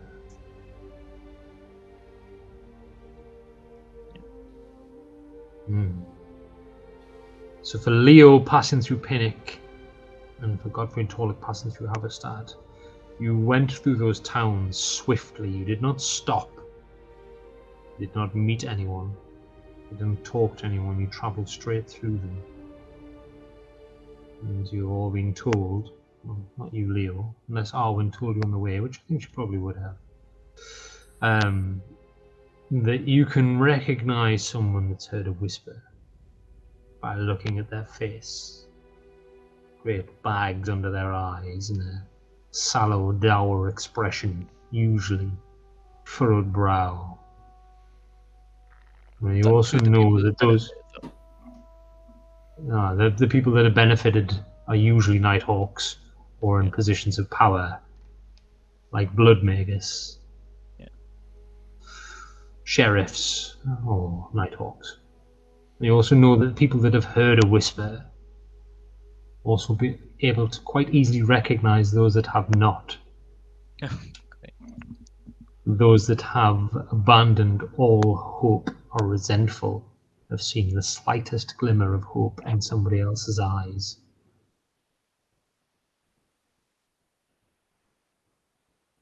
And that's why you'll have all, apart from you, Leo, have been given the advice to never look someone that has heard a whisper in the eyes. This might be a good moment for you guys to pool your information if you want from your experiences, or if you just want to get on with it, we can get on with it. Yeah, I feel like, as we're getting sorted in the morning, I'd tell everyone what I'd seen the night before.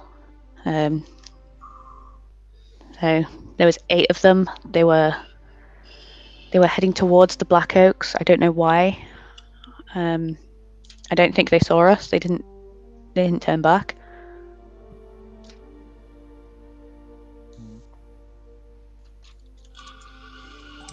Were they heading towards the part of the road where the Black Oaks just kind of covers like the path we're going, or were they heading towards the proper Black Oaks? They were heading north up the road towards Braskov. Oh dear. Mm-hmm. Which would take them through the part of the Black Oaks that sprawls across the road. If they do turn up in Braskov, I don't think they're going to be too chuffed about the whole hallowed ground thing now. Be a shame if something were to happen to them as they pass through the Black Oaks, wouldn't it? Absolutely terrible. There are 8 of them. Alright. Yeah, what do we know of their prowess? I mean, it But- sounds like they're kind of just, they could be anybody, so it could be just Yeah. peasants, or it could be... So if you're talking about them, You'll know them when you see them. yeah, they tend to dress in red and black, the colours of the Lord of Whispers. Gisele's going to Cannot be swayed pull out in her the- little crossbow as well and say, you know, they all carry these. They're well armed. Very well armed, proficient in hand-to-hand fighting, experts in torture, both psychological and physical. Not immune to a cupboard door that has catapult cast on it. And And with also not great- immune to taking a short walk off a long cliff either. But you'll be well aware that charming effects don't work on them.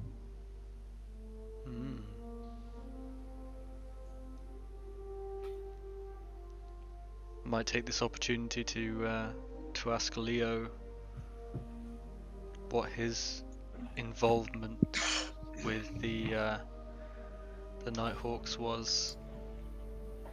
When we first ran across each other, you were selling a sword to Knar, a Nighthawk sword. Be interested to know where you got that. From a Nighthawk that accosted me on the road to Braskov. Yeah, they tried to sort of, I wouldn't want to say ambush, but they sort of crept up on me and wanted to sort of, I guess, mug me nearly. I felt they were just thugs on the road, and Owen and I had to dispose of them.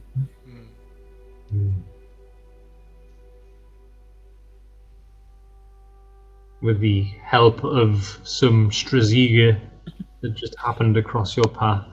I don't remember that bit. We chinned them. It was good. Yeah. So the Stragiza were the Straziga, sorry, are the flying monstrosities which you ended up tussling with, that were also trying to throw you off the cliff and dash you upon the rocks. So, like I say, I'll just say, will relay that there was 8 of them. They were walking with some purpose as well. And anyway, the crisp grey light of dawn has cracked across the sky. I feel this is your best opportunity to traverse the most dangerous part of the South Road. Just one last Nighthawk question. Would any of us know if it's usual for them to travel in so large a number? I've seen them in groups before. Yeah. From your shared knowledge, it depends on the task at hand that they have. Some are masters of infiltration and will sort of place themselves within communities to stir up chaos. They get neighbours betraying neighbours, brothers betraying brothers. Others work in groups or mobs, descend on a village or a town and ransack the place looking for people. Others are opportunists that wait along the roads to ambush travellers on their way. So They didn't sound like spies since they were wearing the robes and things. mm. So one of the second up. So, do you want me to just tell you, all of you, like almost all of you, apart from Torlek, have had some interaction with them? You might not know it, but you have had some interaction. So, Godfrey, you just know of them, their reputation. Jessail, you've had hands-on interaction with them, as has Leo. Svetalia, they are the cause.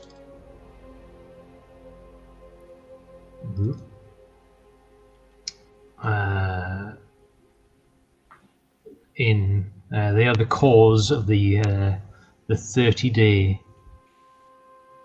civil war in Oosterweld in 11 SD, 11 sundown.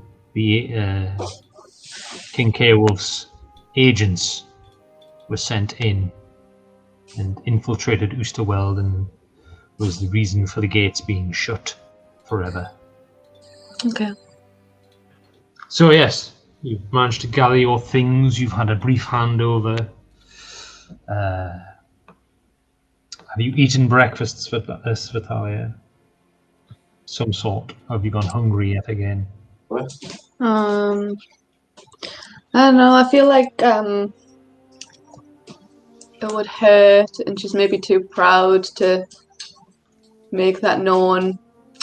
Yeah, I think she'd go without again. All right.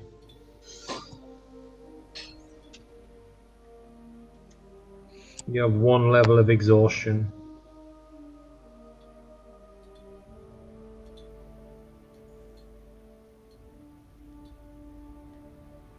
But this can't be cured by a long rest. This can only be cured by eating. Okay. Taking the time to eat at least a day's worth of calories. So what is the plan? You are ready to move out again from your little lee in the crag. Traverse the most dangerous part of the South Road. What would you like to do? I think it's time, don't you? Mm-hmm. Crack on. Right. So, how would you like to traverse this part of the road? Quickly? Stealthily? Would you like to enter the trees and walk along off the beaten path? How would you like to It go doesn't through see this much part point of of the taking wood? the road if we're going to go off the beaten path. I mean, my vote's for the beaten path and just not be loud about it. And if we happen to see, if we see them in the distance, we can then get off the road or whatever. But I think we took the road because it's a road, didn't we? Mm-hmm. As I say, they're only a few hours ahead of us.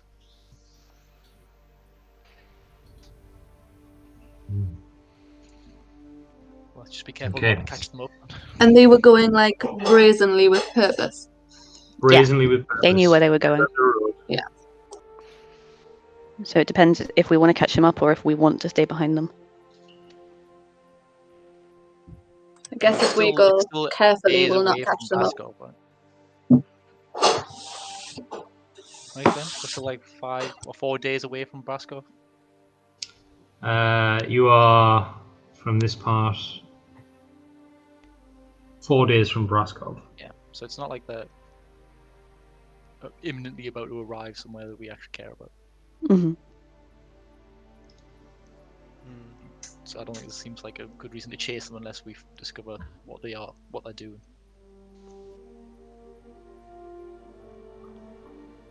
But why don't we stay on the road? But Godfrey and I will walk 100 yards behind everyone else. It's probably 100 yards. You too cool to be seen with us, like? No, if we're clanking along, they won't hear that Oh, fair. before you guys see them and gesture to us to be quiet. 100 foot then. Yeah. You can see that's 300. It was 300 foot before, which is a lot of rounds in combat. Yeah. Okay. You got your marching order. You gather your things once again and set out along the road. And your booted footsteps crunching on the dry, cracked earth. For the first time in what seems like months, you've awoken on a dry day in the Vlata Valley.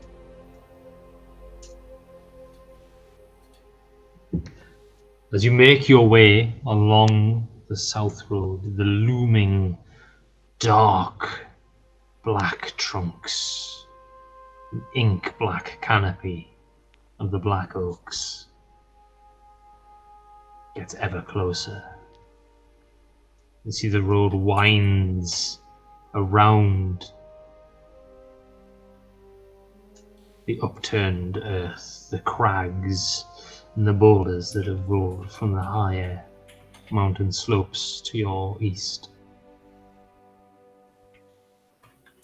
As you pass beneath the canopy into shadow and gloom, the air drops in temperature. There is a chill, a deep chill of a land that has never been warmed.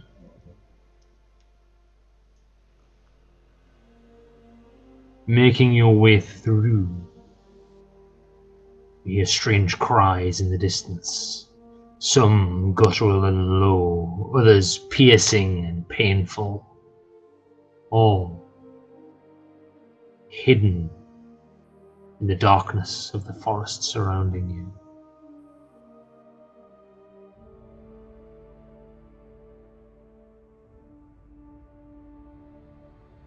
For Svetalia, Jasail, and Leo,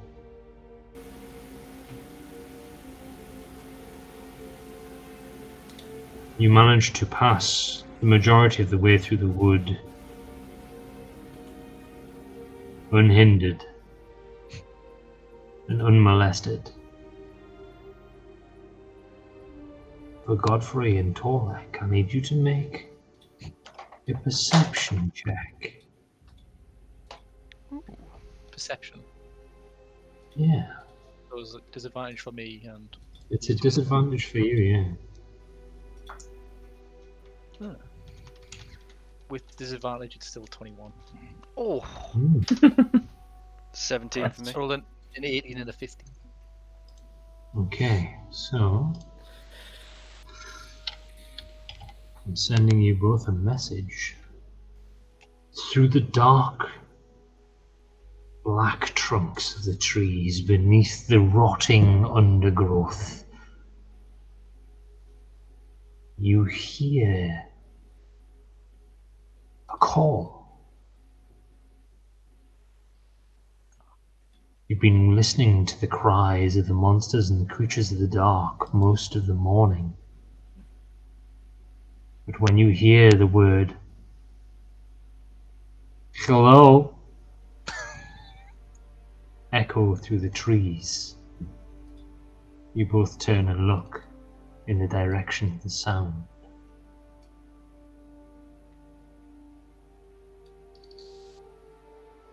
And there, staring out from behind a spiked, thorned bush, is a creature that defies description. Well, that's Oh horrible. god.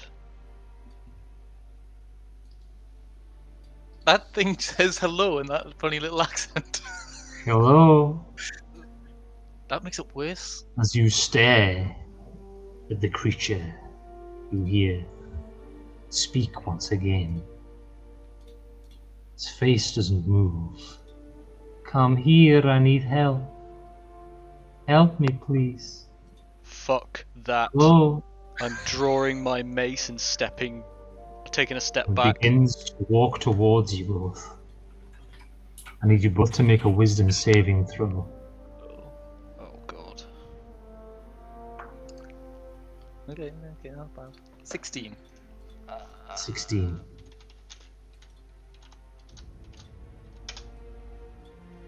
$23. 23. Wonderful. Well done, gentlemen.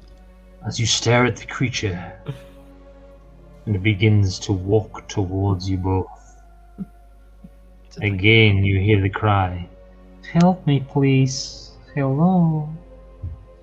The horrifying visage of this creature both of you see a flash of an image in your brains. Oh. Fear takes hold of your hearts.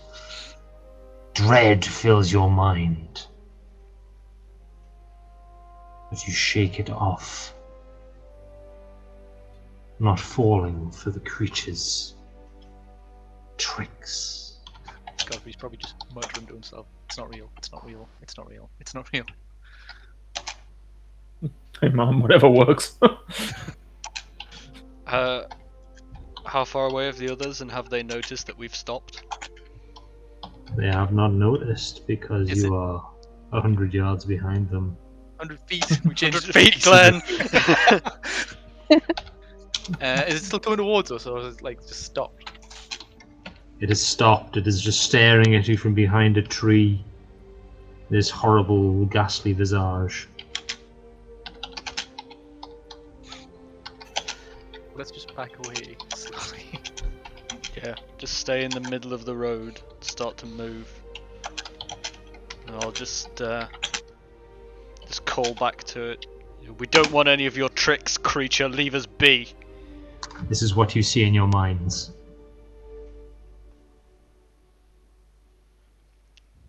Oh, joy. Oh. Seeing that,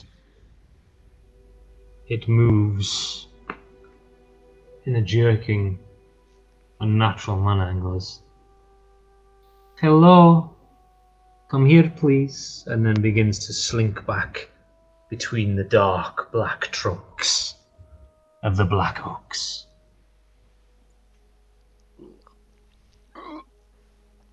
With hurried steps, you manage to close the gap slightly between the forward party and yourselves.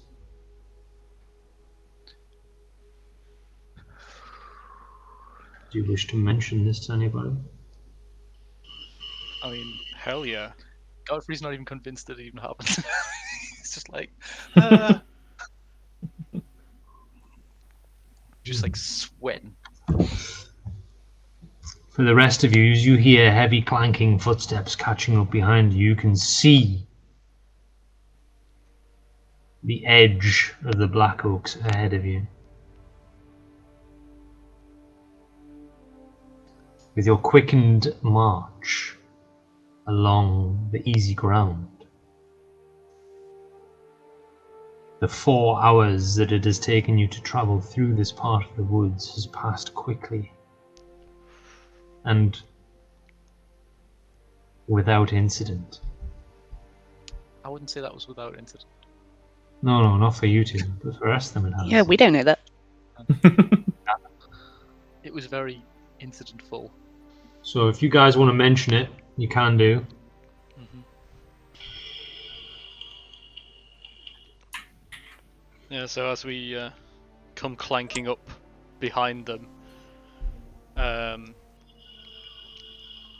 like we're both like noticeably pale and just like shaken up a little bit. And I'm just gonna say to the group, like, there's something Godfrey here. probably looks worse than Torlek actually in this instance. Like, he probably looks like clothes. He's like grey. Oh dear.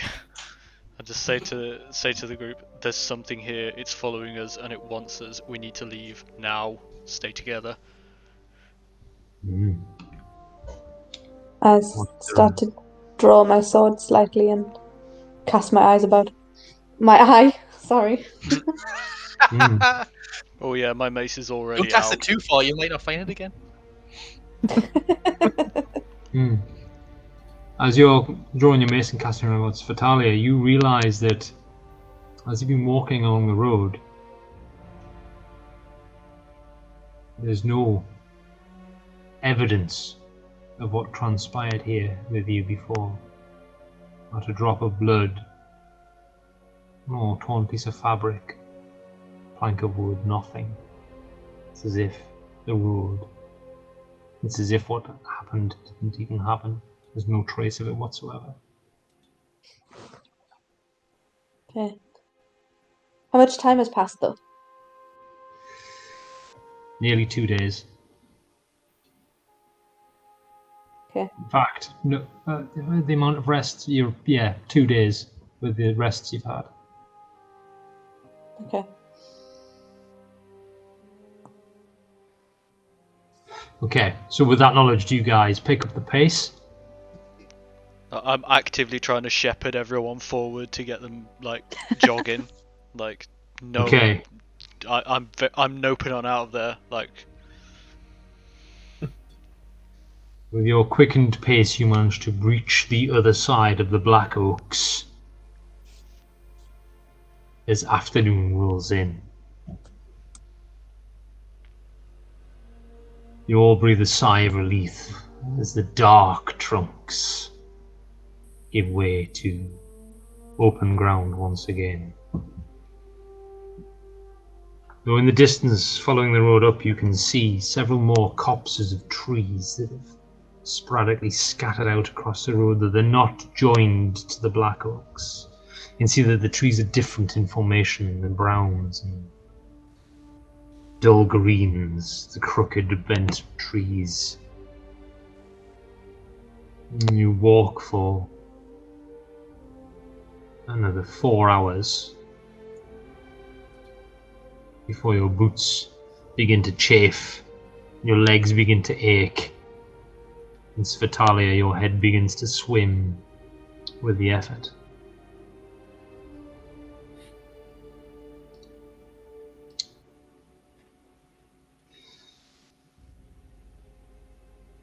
On the 5th hour of walking, the dry day is ruined,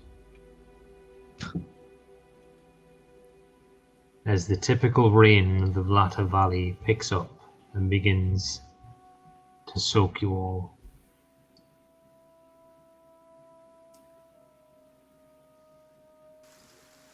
Put my shield over my head.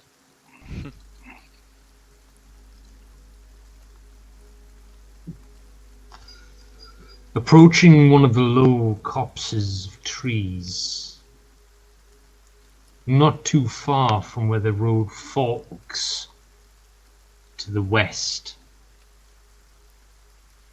to the town, the small fishing village of Varseldorf.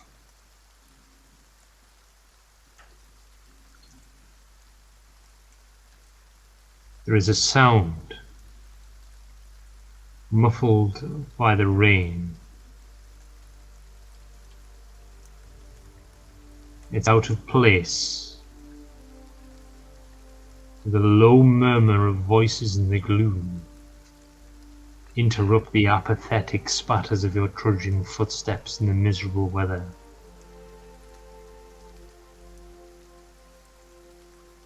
Taking a few heartbeats, you all listen now. You hear it again. Low voices carried on the wind. The words themselves, however, are lost under the incessant hiss of the rain. As you scan about, looking into the gloom of early evening, in the distance, on a small rise, you see a flicker of firelight, dancing into the gloom with a welcoming glow. After travelling this road, you realize this is where you split from it for most of you to travel through the Black Oaks and take the shortcut. Well, not too far away anyway. Svetalia, you know that this is indeed where the crossing, where the fork in the road is, to head to Varseldorf. It splits in two beneath a crooked huddle of gnarled trees, clinging to life among moss-coated crags. As you approach slowly, still some distance off, amongst the dank foist of the moulding undergrowth, you smell cooking meat. And there is a closeness in the air. A cloying humidity erroneous in nature for the Vlata Valley. And the damp goose flesh of your arms itches against your soaked and chafing armor. To the right of you, you can see there is a low, craggy ridge that rises opposite the dense centre of the copse to the left-hand side of the road. And in the distance, in the gloom, another low ridge, erratically scattered with shrubs and crooked trees. As you watch again, the flicker of firelight curls into view for a heartbeat. The low murmuring voices are now joined by a sound you can't quite place. When we've been walking, has there been signs of some people in front of her? Especially now that it's raining, they'll be leaving big muddy footprints. Ooh, you can make a survival check. Or an investigation check, either one. 21. Survival. 21. A lot worse if it was investigation. You do pick up the very slightest hint of a group of humanoids travelling this way in the very recent past. This could be our quarry? I don't know. That's not the word I want. What's the opposite of quarry? Something you want to avoid. Yeah. It could also not be. But I know two big clanky boys who shouldn't be the ones to find out.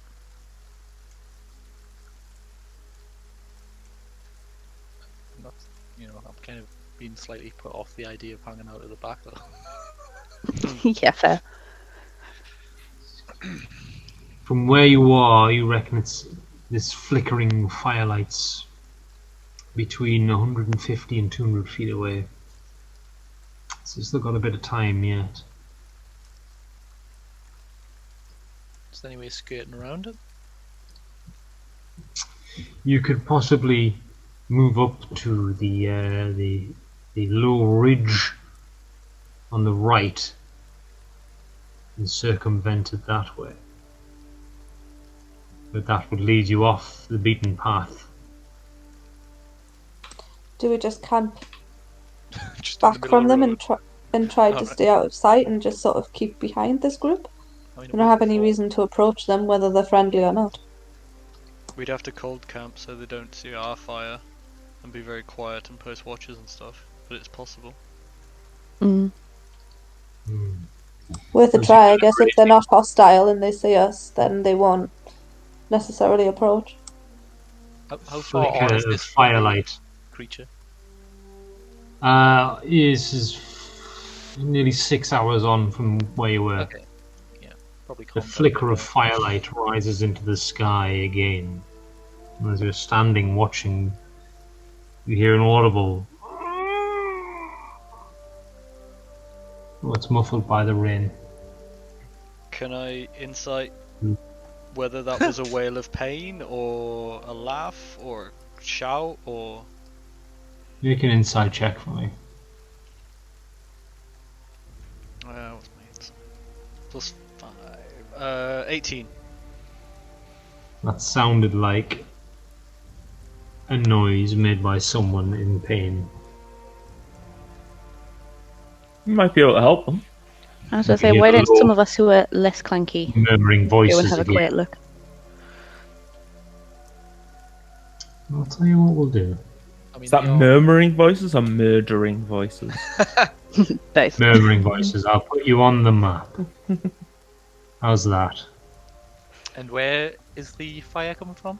Scroll to the top of the Yeah, map. it's, Ah, it's yeah, I a bit see it. further up, yeah. On the other side of the crossroads. So it's just a flicker of firelight. And then it disappears again. And you hear low murmuring voices. And then there's another flicker of firelight and another. They didn't have anyone with them, right, Jess? The Nighthawks. They weren't. Not when regular I saw them. prisoner. They might have found somebody since. True. Yeah, they pick up travellers, don't they? Hmm. Or maybe me and Torlek should like post up here and someone could get closer. Yeah, there looks to be some cover up here, like a log behind some trees. Yeah. Maybe someone dexterous and stealthy can go and have a look. I can, yeah, maybe have a little peek up there. Okay, go for it.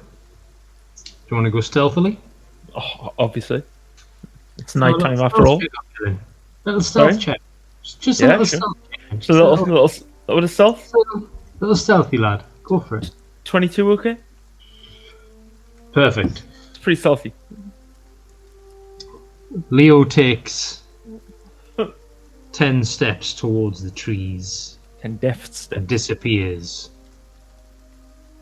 from view.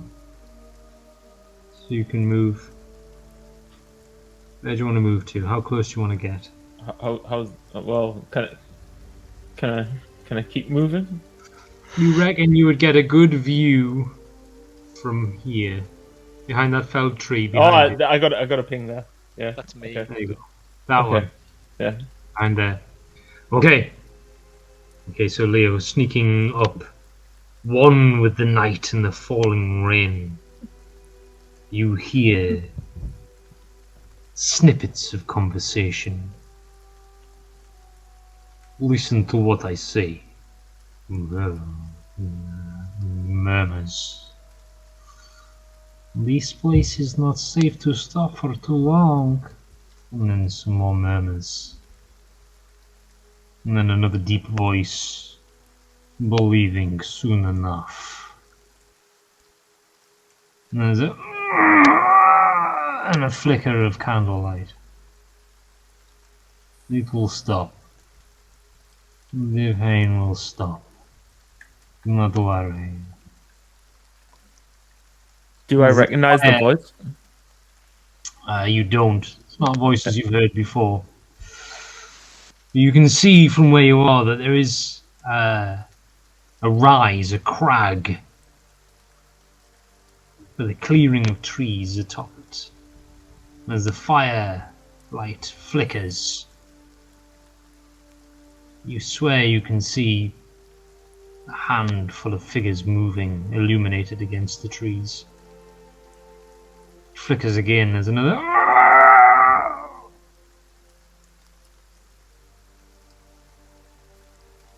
You possibly get a bit of a better vantage if you scaled a tree, but it's currently maybe there's a 20-foot rise in front of you. So you're just about seeing the tops of this flame that's flickering and these forms silhouetted against the trees. Okay. And, let's try climbing that tree then. Little acrobatics check, man.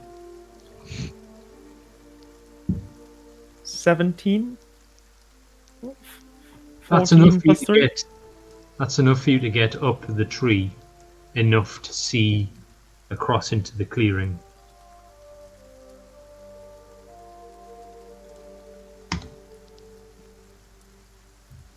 You see 5 robed figures standing around 3 kneeling, subdued figures.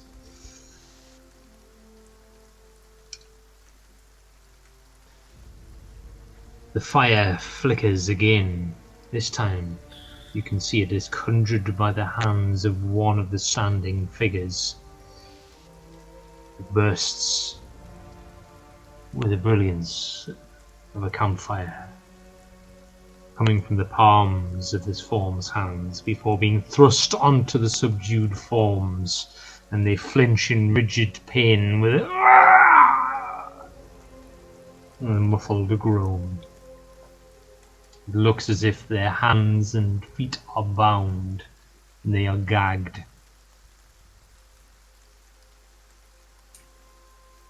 Again you hear, listen to what I say. The pain can stop, if you wish. You hear the huddled figures mumble and murmur something through their gags. And then the standing figure with his back to you, with the fire in his palms, begins to flinch violently. His head jerks back. His cloak falls back off his shoulders, revealing a bald, tattooed head.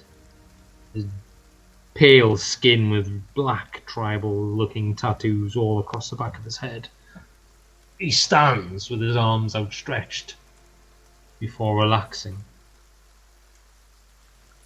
He moves with a fluidity and kneels in close to the three kneeling figures.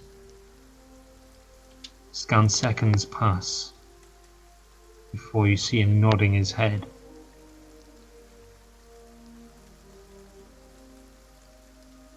He does this to each of them before standing again. And the other figures surrounding the kneeling forms all move together and seem to be talking in hushed conference. The three kneeling forms just sag where they are against their bindings and collapse to the floor. For a second you think that they have died. But as you continue to watch them, you see their chests rising and falling, and hear gentle whimpers and crying.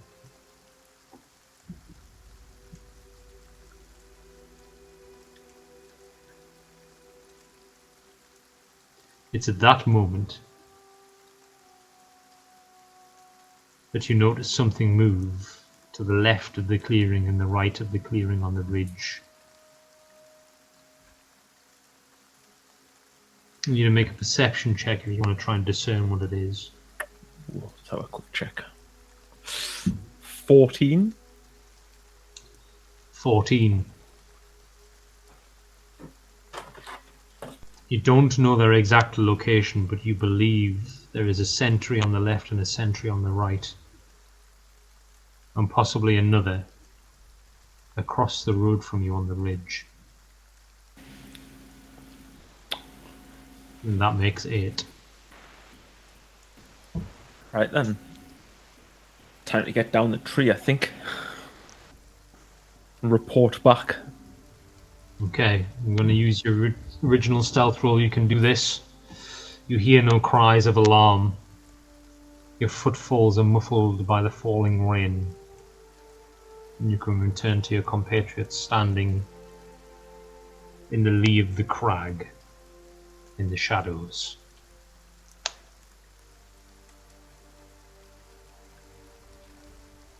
So, looks like they're doing some sort of ritual up there, guys.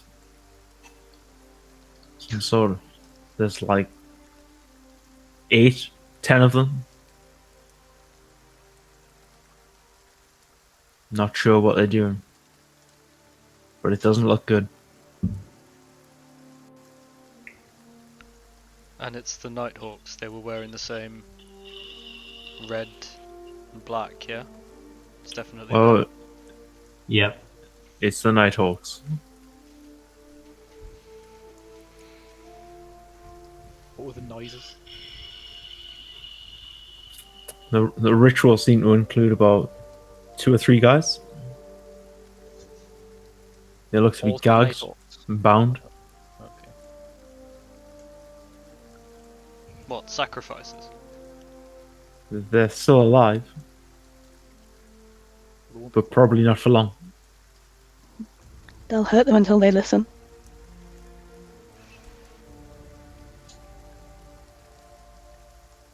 I think it might be too late for that.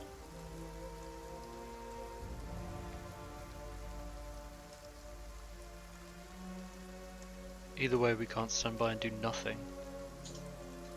We could use thaumaturgy to draw them out with noises. Might split them up a bit. So there seems to be one to the left fork, one to the right fork of the road. Maybe one in the middle. And then the bulk of them seem to be gathered around where that fire was before. So we take them from one side. Well, if we can draw them out down here, we've got cover. We can get cover behind this debris and stuff. They will have the high ground there, though. We know where that leads. That's what I'm saying. We draw them down here. Like if they're up there, at the minute it'll be running uphill, and they'll have all the defense. Yeah, we could try and make some rustles in the bushes. Yeah. Well, Draw some out. Counted, you can make ominous sounds and whispers and stuff, and they love whispers. They dig on whispers. Maybe they'll come running out and we'll just like dig a pit and all fall in. Hey, who's whispering out here without us? Yeah, I'm missing out. What's all this whispering about? Should we give it a go? Yeah, I think when Leo mentions that they've got sentries, we'll be stepping into the trees, won't we? Nice and quietly. Yeah. Yeah. Very quietly. Stepping. Let's see how quietly you do a step. Oh dear. Well, I'm going to try and guidance myself, but I don't think it's going to help. Let's do a step quietly check, shall we?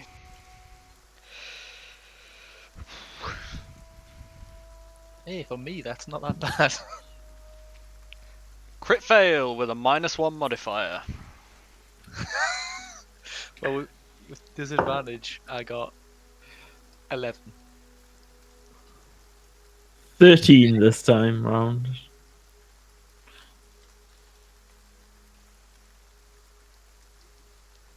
I'm just going to move Svetalia over here. So as you all move towards the cover of the copse of trees to the left of the road, heeding Leoquinor's advice, you step as quietly as you can. Torlek and Godfrey trying to quieten down the clinking, scraping parts of your armour. Unfortunately for Torlek, you pay too much attention to your pauldrons and greaves, and do not see the root of the tree sticking up from the ground. It catches your foot, and you fall with a heavy clunk into the sodden ground. You take a breath, and another, as you all look around, waiting and listening. Through the hiss of the rain you hear, Well, Scully. that's torn it. You also hear Torlek very quietly go, "Fuck." okay, Can I use closely followed by an arrow flying just over all of your heads, thunking into the ground here. Go, run. They know where we are. Move. Okay, roll initiative, please, everyone. what could go wrong? What could go wrong? Well, my initiative is a 1. My initiative is 7. You're going to be shot full of arrows before we 8 get for Torlek. Oh my god. 4 Oh my for God. Naomi. Oh my days. And this is how we die. Yeah, Here we don't go. even get a Here chance we to go. rush in. We just like fall over and then just get shot with arrows. Like, oh well, that's the end. 4. Yeah, And then four it was of them. what was it? An 8 for Torlek. Yes, sir.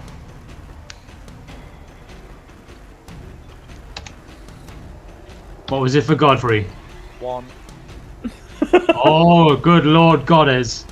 Well, I rolled a 2. -1. Good Lord Goddess.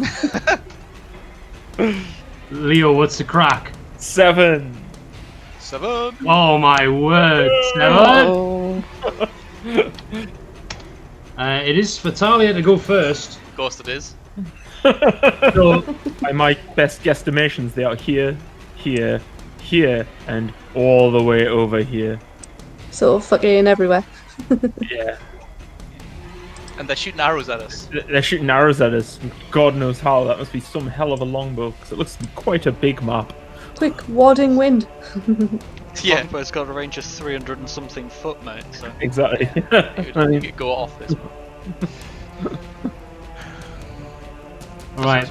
Already full of basically full of humans in there. No Yeah, I one's- can't say Shit. fucking anything, but I'm guessing that's deliberate. Right, Svetalia, first to act. Hearing the arrow whistle inches from your head and thunk into the wet ground mere feet from you. You believe it came from somewhere to your northeast. Okay. I'm going to move around a little. Holding on to everyone because I can't see anything. And I'm going to ready an action for something moving in front of me. Ready Okay, a sword. ready. Sword Ready. swish. Okay, cool. Okay. Next you hear Ikas! Vitsog! Find them!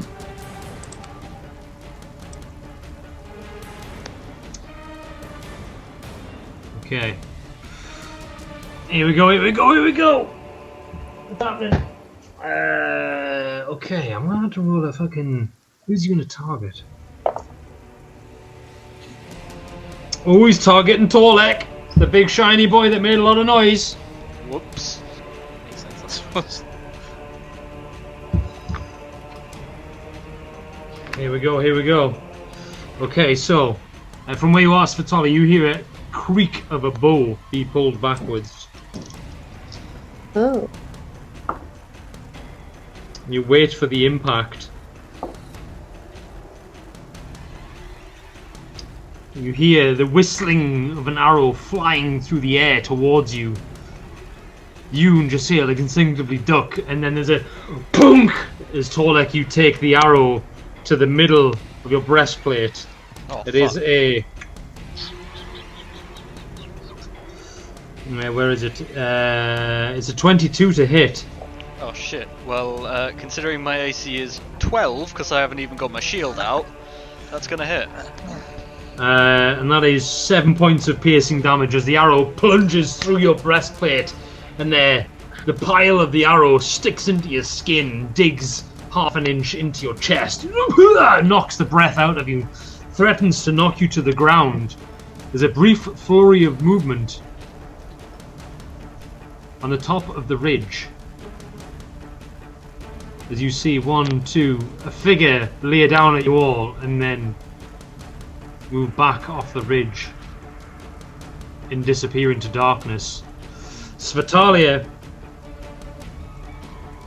as the impact of Torlek's arrow takes you and you turn and look at it, you hear another whistling through the air as a second arrow thunks into the ground right of your right foot, mere inches away from your body.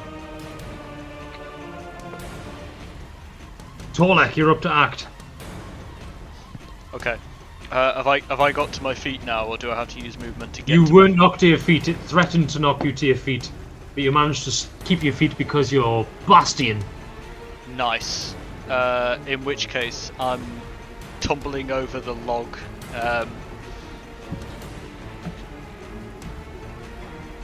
To about here and just like smashing into the trees to get some form of cover. Okay. And do I have to make a check to jump over the log or anything, or can I just No, you fall can over you it? can unceremoniously scrabble over the log and smash through the underbrush. You can have half cover while you're under the trees and in amongst all the ferns and vines and stuff. Good.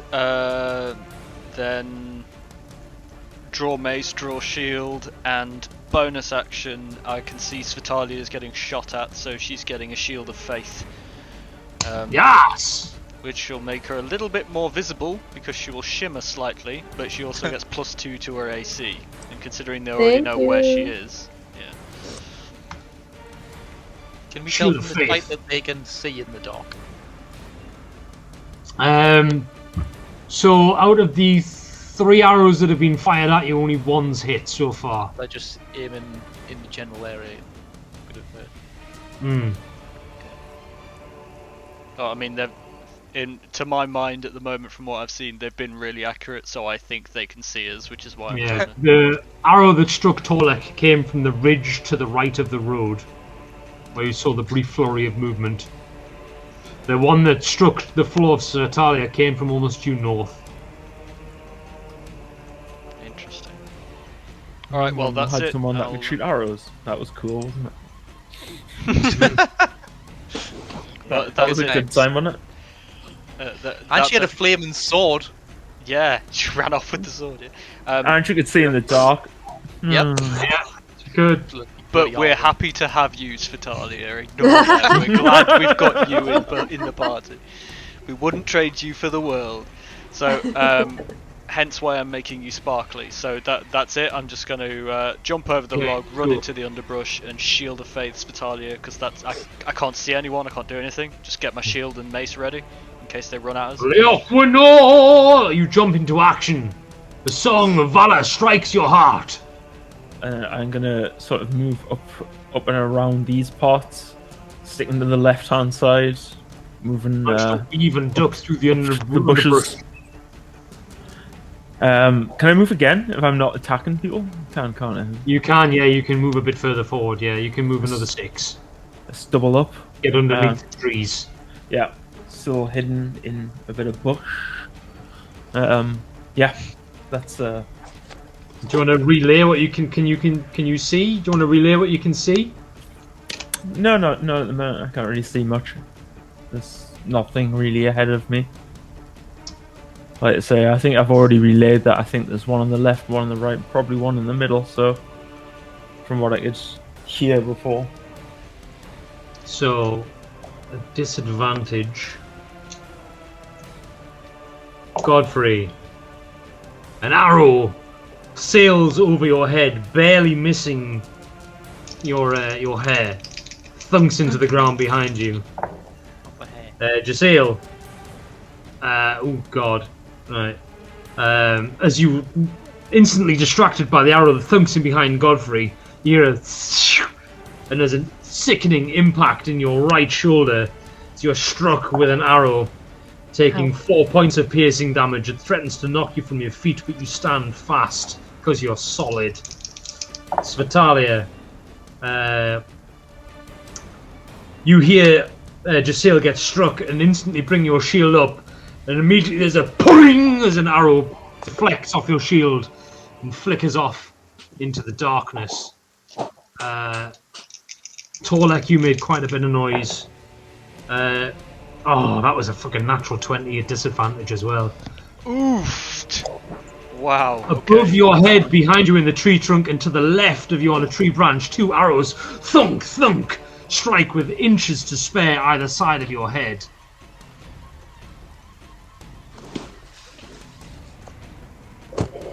Okay. Jasail, from where you are, atop the ridge to your right, you see movement. A form appears out of the darkness and takes aim at Svetalia. You see an arrow fly through the sky. Svetalia has still got her shield raised up to the north.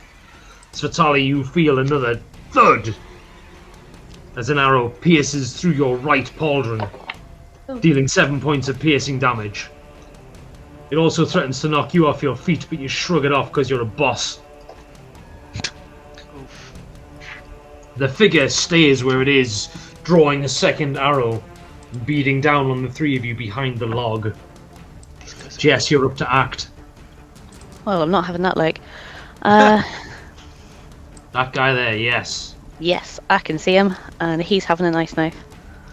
Ooh! An icy knife. You can see that beneath his robes he's wearing a very fine, militant-looking leather armor. Ooh.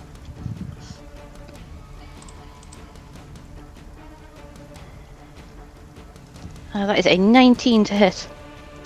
Your ice knife streaks through the sky, briefly illuminating Svetalia's hair in his brilliant blue glow.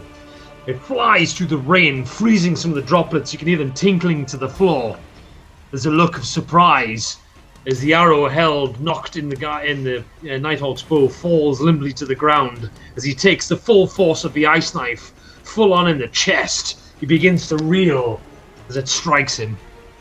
Let's have some damage. Damage. It's 8 damage, and then let me just double check. And he makes a dex saving throw to see if he misses the explosion.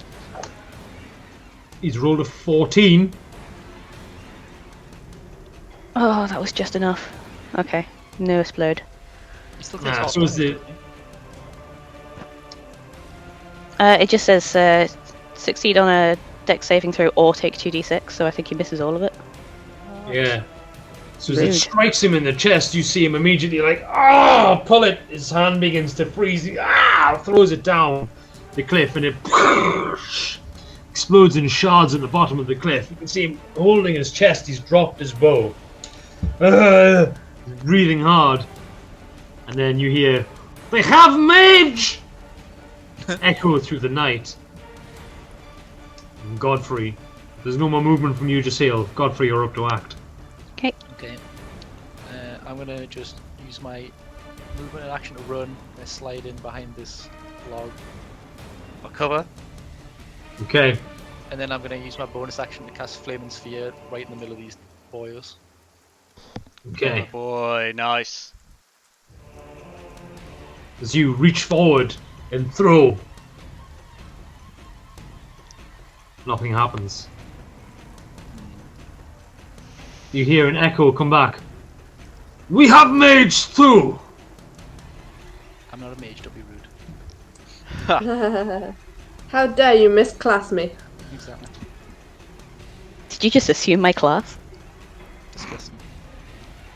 Well, which one's the mage? Because he's got to be within 60 feet for that, so it's got to be either one of these guys, right? Or is that guy within? Do you want to make an investigation check? 11. 11. They're all wearing robes. It's not perception. Right, that would still be disadvantage. Doesn't matter. It's shit. I don't know. That's why I let you do an investigation check, mate. They're I have- all I have- wearing I'm I'm You probably specifically still better looking off for with something. advantage on perception. But yeah, okay. Well, that's the end of my turn. Nothing happens. Okay, back to the top of the rounds for Talia. Okay, I'm going to do the same. I'm going to stand ready with my shield and sort of protect Jess until she makes a move and gets out of the way. Maybe try to get in the way of any arrows that come at her. Alright, okay. Pretty good. Thanks. Right. So you're going to be able to... I'll let you use your reaction to make a dexterity check to see if you can deflect the arrow. Oh, nice. Okay. So... Leo, you see this guy move forward. I don't know if you can see him now, Godfrey, as well. This guy's... His cloak has come back off his... off the back of his head. You can see his tattoos all over the place. He looks more muscular. He's wearing better armor than the rest of them. Sorry, could you ping that guy again? This guy here at the back. I do not see that guy at the back. Alright, okay. So, I mean, I can see that there's a thing. he says, Aikas! Vitsjog! Light up the glade! And...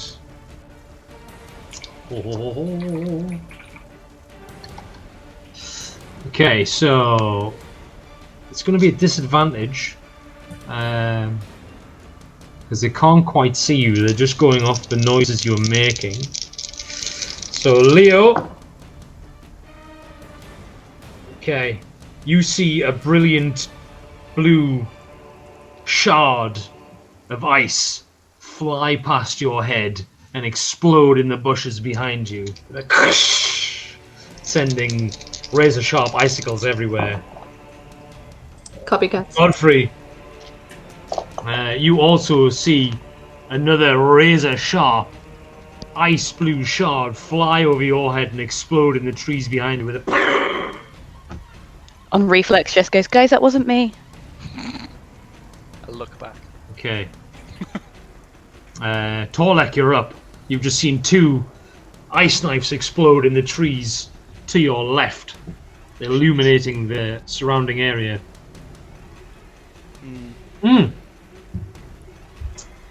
Godfrey, you saw that it was that guy there and that guy there. Ikas and Vitsog that threw the ice knives at you.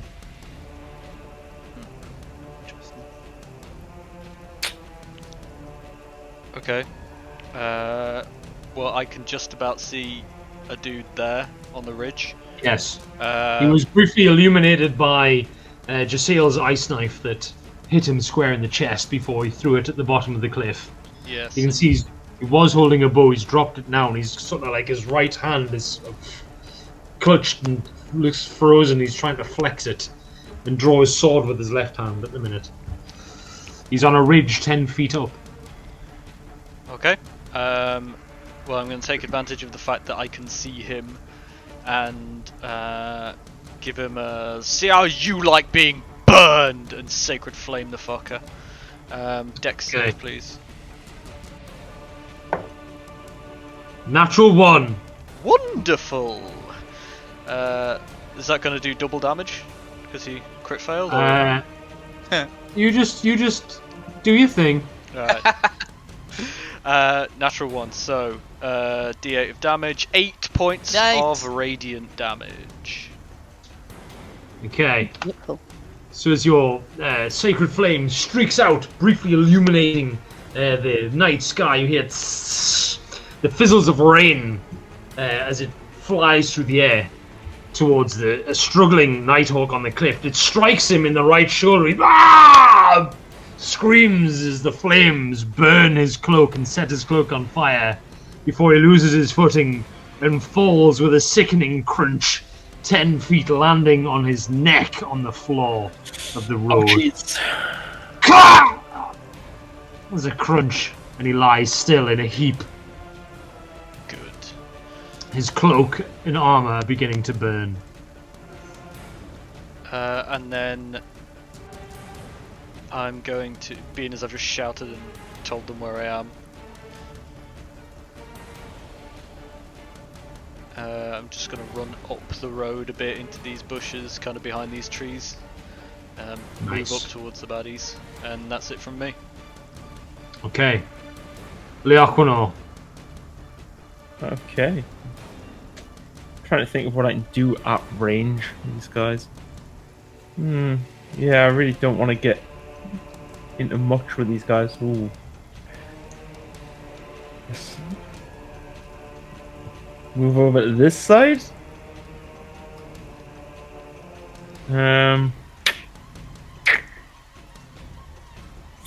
Yeah, I'll bardically inspire Godfrey because I think he might be able to do more damage than I can at range.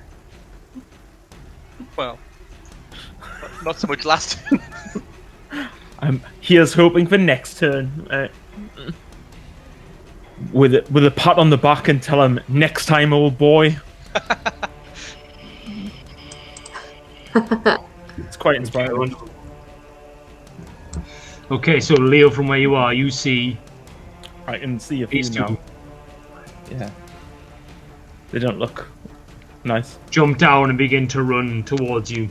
You see them Alright. brandishing swords, and sword in one hand and a light crossbow in the other. And they're gonna fire off 2 shots towards you. I'm not sure that's gonna fucking hit. I've got 9 and a 15. 15 will hit. Ooh, the 15's gonna pinch a bit. Oh no. Okay. Not too much. Only 4 points of piercing damage as the bolt skirts across the top of your pauldron, biting into your shoulder flesh.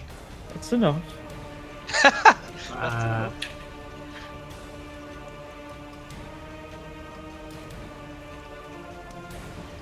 Okay, Torlek, you hear the creak of a longbow and the whistle of an arrow heading towards you. 16? That's gonna hit, You got half cover, mine, because you're in the shrubs. which is plus 1, right? 2. Plus 2. Two. Still hits. We're gonna If it hit meets, it just- beats. It's like odds. It is plus 2, I think, isn't it? Yeah. And then it's plus 5 for 3/4 cover. Yeah, I'm only Ooh, wearing Katnar's chainmail, so my AC is only 14 with my shield. 8 so- points of piercing damage as the arrow whistles out of the darkness and strikes you just above your right hip. Oof. Okay. That's he's winded me. gonna- That's me down on one knee, 3. like. See this guy jump down.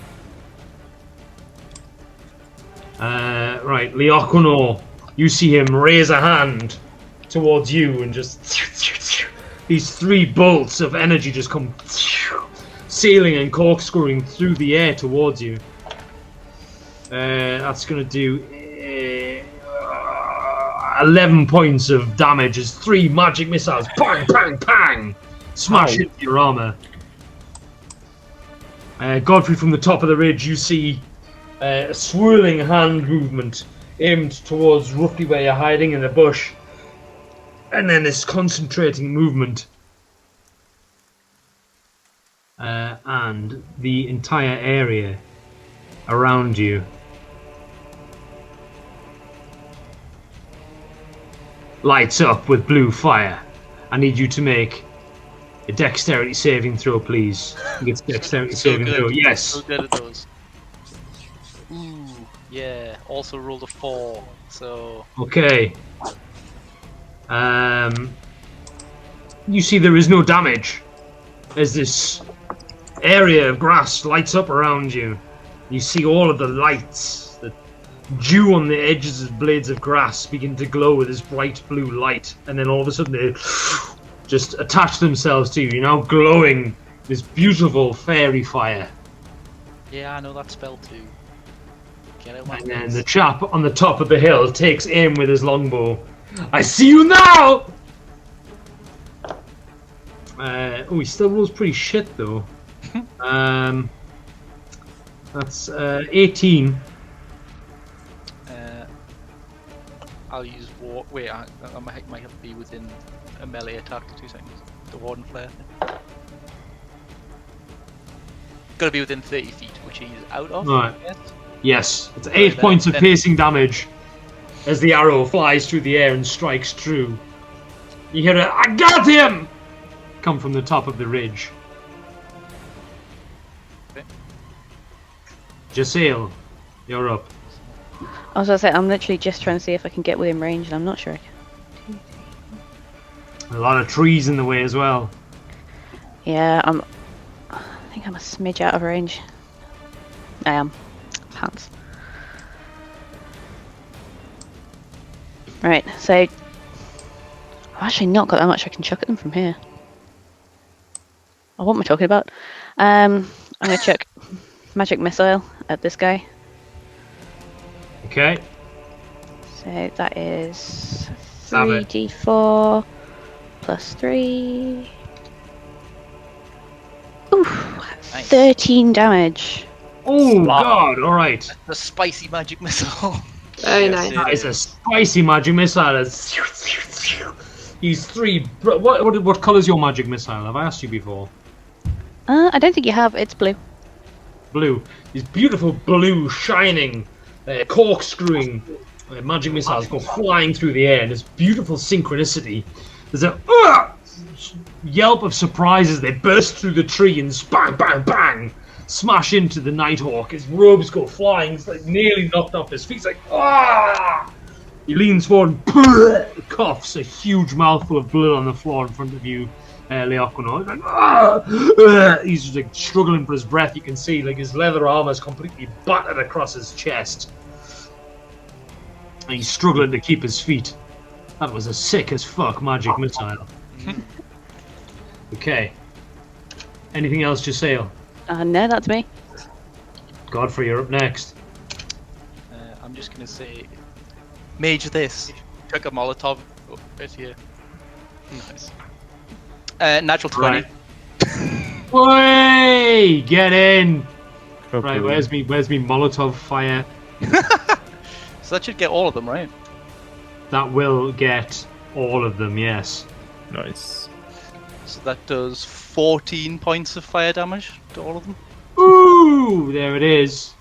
And he'll have to make a There it concentration is. check for his fairy fire as well. As the cocktail goes sailing through the air. There's a what the? What's this? He's throwing beer at it. Explodes. Ah! You hear screams of pain as they are set on fire, and I'm overexcited myself. They're chucking on the fumes. Right. Oh, it was 14 points of damage. You can see that they are all pretty badly beaten up by that. By the one at the back who just seems to. Oh no, this guy just fucking beefs it. No, he doesn't. He's all right. That is an action, but you can see that their robes and they've been set on fire. Right, 14 points of damage. Constitution saving throw. Ooh, he's rolled an 11 plus fucking 1. Damn you! Haha. Now who's counter spell? Boom. Bang! There you go. Okay, then I'm gonna run up to these two guys and word of radiance them both. Oh, Outstanding. And I'll just say, burn.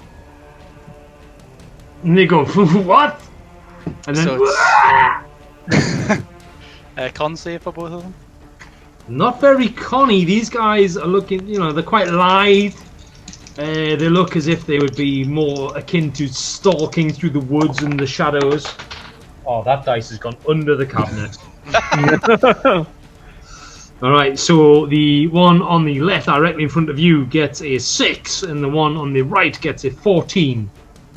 The 14 saves, so the guy who got the 6 takes 4 points of radiant damage. He goes, "Rah!" Yikas! Take him out, he's a mage! Just don't learn.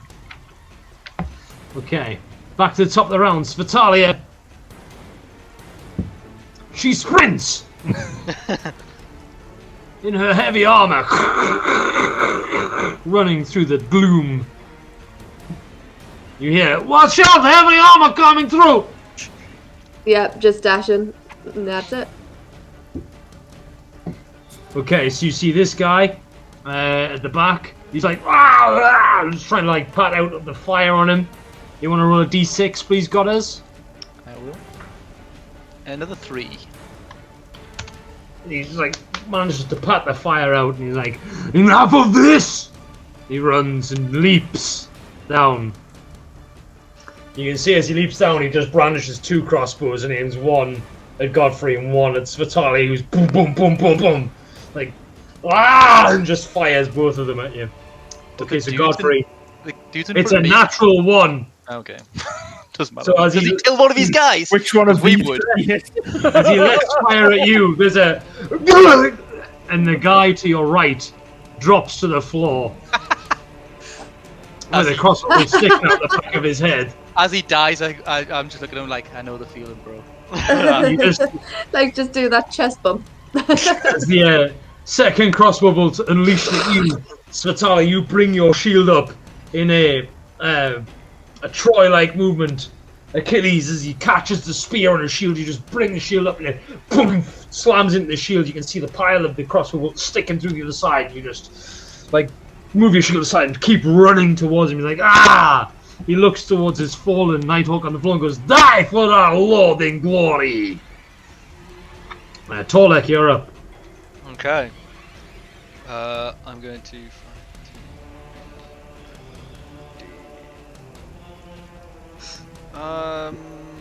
Gonna move up to just behind Svitalia, and as I'm running up, she just hears Torlek say to himself, "You look important," and then a guiding bolt goes streaking past her at that dude who's just jumped down.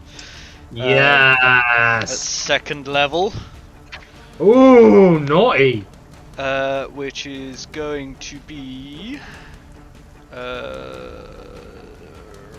10. 10. You can see that he's throwing his crossbows on the floor in a petulant fit of rage, like, fuck this! He's drawing double scimitars, and as he does so, he's like, "Ugh!" Just moves out the way of the guiding bolt. It smashes into the cliff behind him and illuminates the rock face. This beautiful radiance behind him. He's just sort of like standing there with both scimitars drawn, illuminated from behind by the radiant magic. Like, yes! You're back tonight! In that case, in response, I'm going to cast Healing Word, and the Healing Word is not Leo.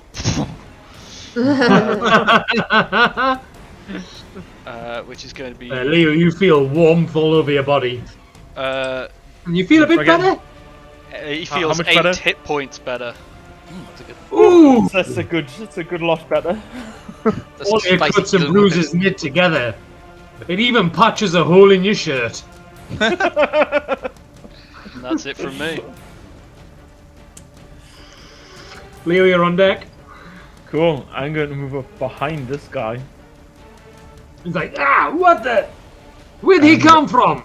and give him a swift little stab. Yeah. Stab in the behind. Little stab in the behind for Advantage. oh, advantage. That's good because the first one was a 1. Let's have a look. And the second one is 22. Nice. 22. You pierce right through his leather armor. Stabby. Then this one gets a full 10 of damage. Nice. Fucking hell. So, Leo, you stab forward. He's like, ooh, what? Where did he come from? Godfrey, you get splattered with blood as Leo's rapier pierces out the front of the guy's chest. He begins to cough blood all over you before he falls, like, slowly to the floor as Leo, like, rips his rapier back out, sending blood across the spring spine before he just sort of clappers into the wet mud face down. Anything else, Leo? Just a bonus You would action nod. to nod at Godfrey. Oh, yes, double nod.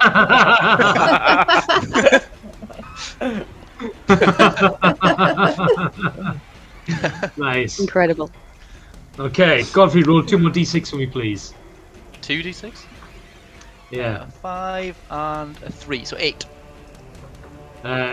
The mage on the left is doing his best to cast a spell. You can see him, like, fighting through the flames, like, just trying to concentrate his best. He's just absolutely immolated, and you see him topple from the top of the cliff and fall into the wet mud and sizzle. The guy to the right is, like, fiddling, like, dropped his bow on the floor. He's trying to pat the flames out, and he just begins to flail, and he collapses backwards onto the floor. Still I'm burning. so in glad the I didn't bathtub. use any of my Molotovs until now. This is the best day ever. Okay, out of the shadows. Oh shit! Nighthawk runs. And he's going to launch 2 wicked scimitar attacks. One at Torlek, one at Svetalia. Torlek, it was nearly a natural 20. It's now a 17. Svetalia, it is a 16. That doesn't hit. Mine does. Oh, Torlek, you feel the bite of steel as it cuts through your chainmail, dealing 8 points of slashing damage. There's a clang as it bounces off Svetalia's shield. Oof. I'll use my reaction to reduce the damage on that with interception.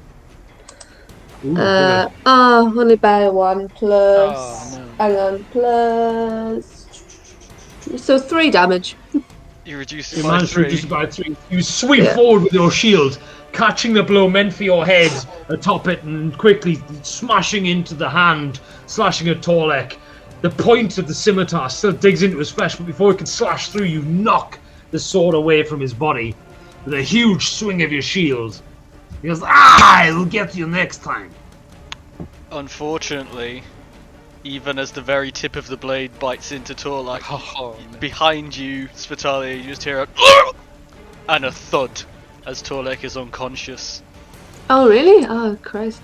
Yeah. Oh, Torlek no. has very little hit points. Okay, so as you collapse to the floor, you hear the guy at the back go, "Take him! Bind him!" Jess, you're up. You've seen Torlek crash to the floor as Fatalia is defending against these wicked scimitar attacks with her shield. Leo and Godfrey are just skewering fools left and right.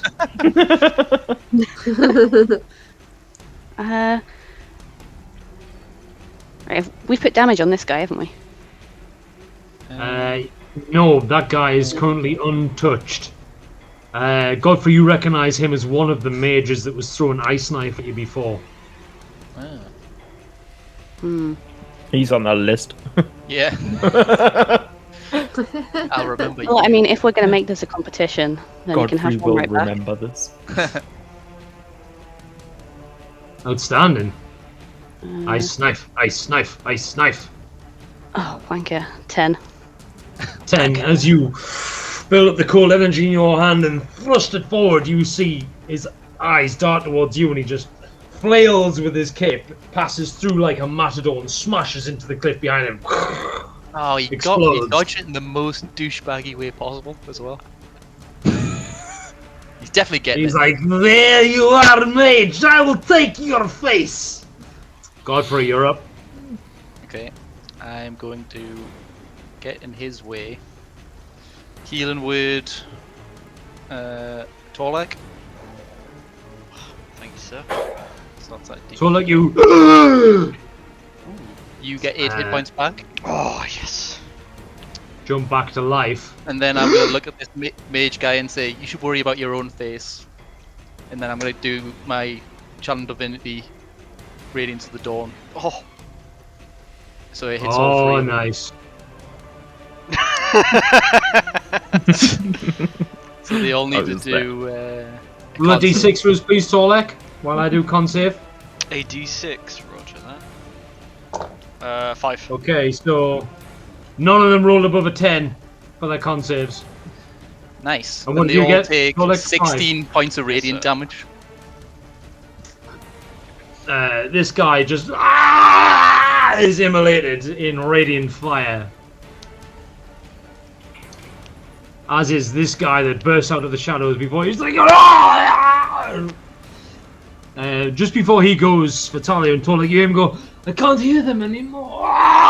And he just dissipates. The big lad with the scimitars just, your magic does not hurt me. Seems like it hurt a bit. Yeah, he's definitely grimacing. His skin looks a little bit charred as well. It's me done. Okay, Svetalia. You were so fucking lucky you immolated him. Oh! That mage was gonna have your asses. Oh! Okay, I'll just get up with this guy and Yes. take a swing at him. Tanky Jewel. 20 to hit. Yeah. 20 to hit. You can see him trying to move his scimitars in symmetry and trying to catch your blow. He moves them into an X formation and your sword hits into his scimitars but then pushes them back and digs into his skin. He's like, ah! There's a battle of strength going on. It just cuts into his neck. 9 damage. 9 damage. As you see the blood start running from his shoulder, he throws your sword back like, ah! And Rosie. then I'm gonna use an action surge and try again. Nice. Ah, 7. Oh. 7. This time he catches it on his scimitar. Like, you have to do better than this. Right, it is him now. And he stands there with his scimitars, looks around. Disengages and begins to run. Oh.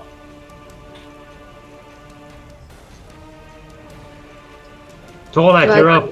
Do I get an oh no, disengage. Sorry. No, he's Disengage. disengaged. Okay. I'll use half my movement to stand up. Then I will.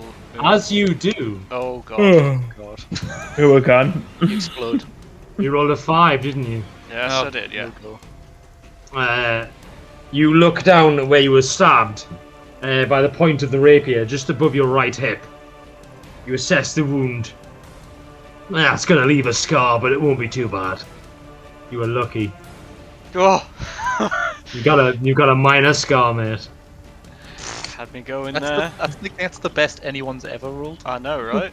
It is. To be fair, I have had a rough time of it already. That's true. So, Yeah, you do look like a battered, used voodoo doll at the minute. that is a true story. So I'm going to use my remaining 15 feet to run towards my friends, and then I'm going to ask the DM a question slightly out of character. Did you Go for it. Did you say that the Nighthawks were immune to charm effects? Yes.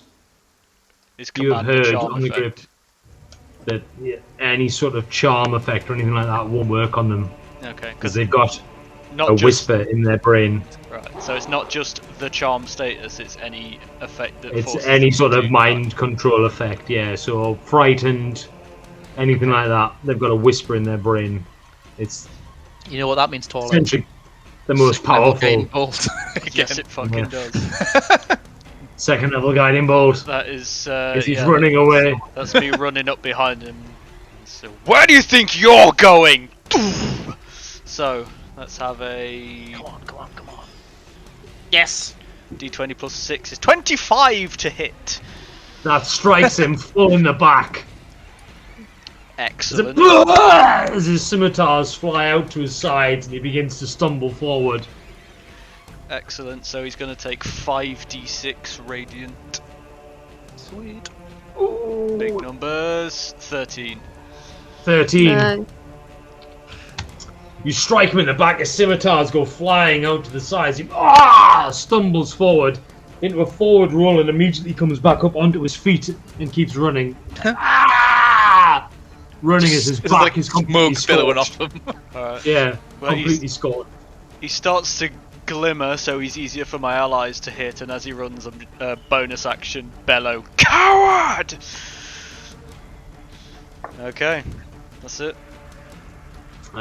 You hear a quick retort, fuck you! As he's running away. Good one. Good one, buddy. Leocono, you're on deck.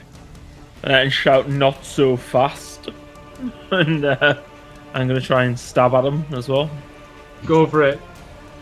You said there was some sort of advantage to this, did you? Yeah. Yeah. Yeah, you've got advantage, mate, because he's all glowy. Well, one's 18 and the other's 6, so I'll take the 18, please, Bob. Yeah. Your rapier bites through his scorched gap in his armor, finding flesh beneath.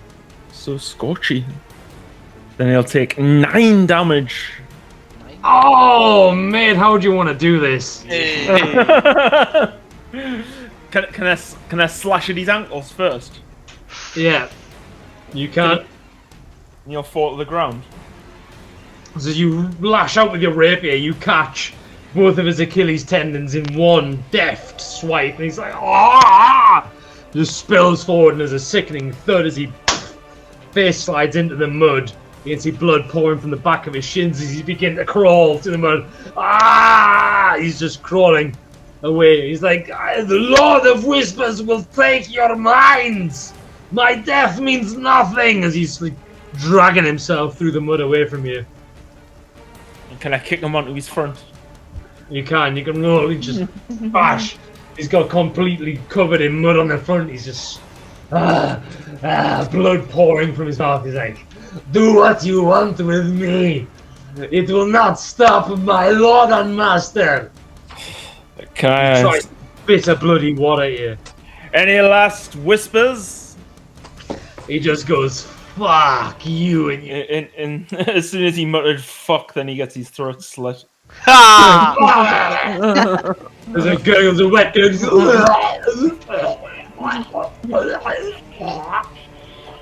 He begins to drown in his own blood. He's flinching and flexing and twitching. And then his eyes just sort of fix on a point and he stops moving. As blood spurts from the wound in his throat. All is still. Just the rain now permeates and the burning, fizzing burning of what remains of the bath bomb. Which is now down to this size, just burning away on that corpse there. You can hear whimpers and murmurs still coming from the clearing above. So yes, you guys can hear whimpers and murmurs coming from the clearing above. How difficult is this to climb?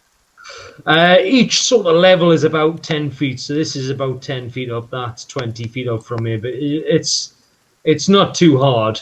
With help, you guys can climb up here. Okay, well, if Godfrey gives me a boost up, and then I'll pull him up. Okay. Yeah, it won't take much for you all to climb up that cliff. Cool. Let's do it. I will cast light on my shield so that those people have a bit more light. It's 20 foot and 20 foot. There we go, how's that? Yeah, cool. Okay, you guys can just move independently. You'll all get up on the cliff if you want. So you climb up on the cliff, you can see an elderly-looking man, a middle-aged woman, and a very young girl, all sort of like in rough-spun clothes, all human, wearing sort of like rough-spun farmer-type outfits. You can see they've got no belongings with them. Their hands and feet are bound, they're hog-tied, and they are gagged with what looks to be some sort of like black fabric around their mouths, but nothing actually in their, like, there's no sort of ball gag or anything, it's just a bit of black fabric over their mouths. It seems to be muffling their whimpers and cries quite heavily. Before we untie them, I want to look each one in the eyes and see if they have the look. Just one for the lot. 19. 19. You can see that they are terrified. They've all been crying profusely. And all three of them look dead in the eyes. Oh. And as they look at you, you look each one in the eyes, you can see a moment of realization on their faces, and then just a scowl. Hmm. Damn. You can see the elderly man's trying to move his lips, but it's being completely muffled by this bit of black fabric around his mouth. I mean, He's people who struggling heard them, it's not like they can pass it on or anything. They're not going to Chinese whispers that weird whisper at us. Make a history check. Oh. So maybe. Pretty sure I have 0 for history. So Vitalia, you're up there as well. You can, and just say all three of you can make a history checks if you're in next, right next to it. Words. It's like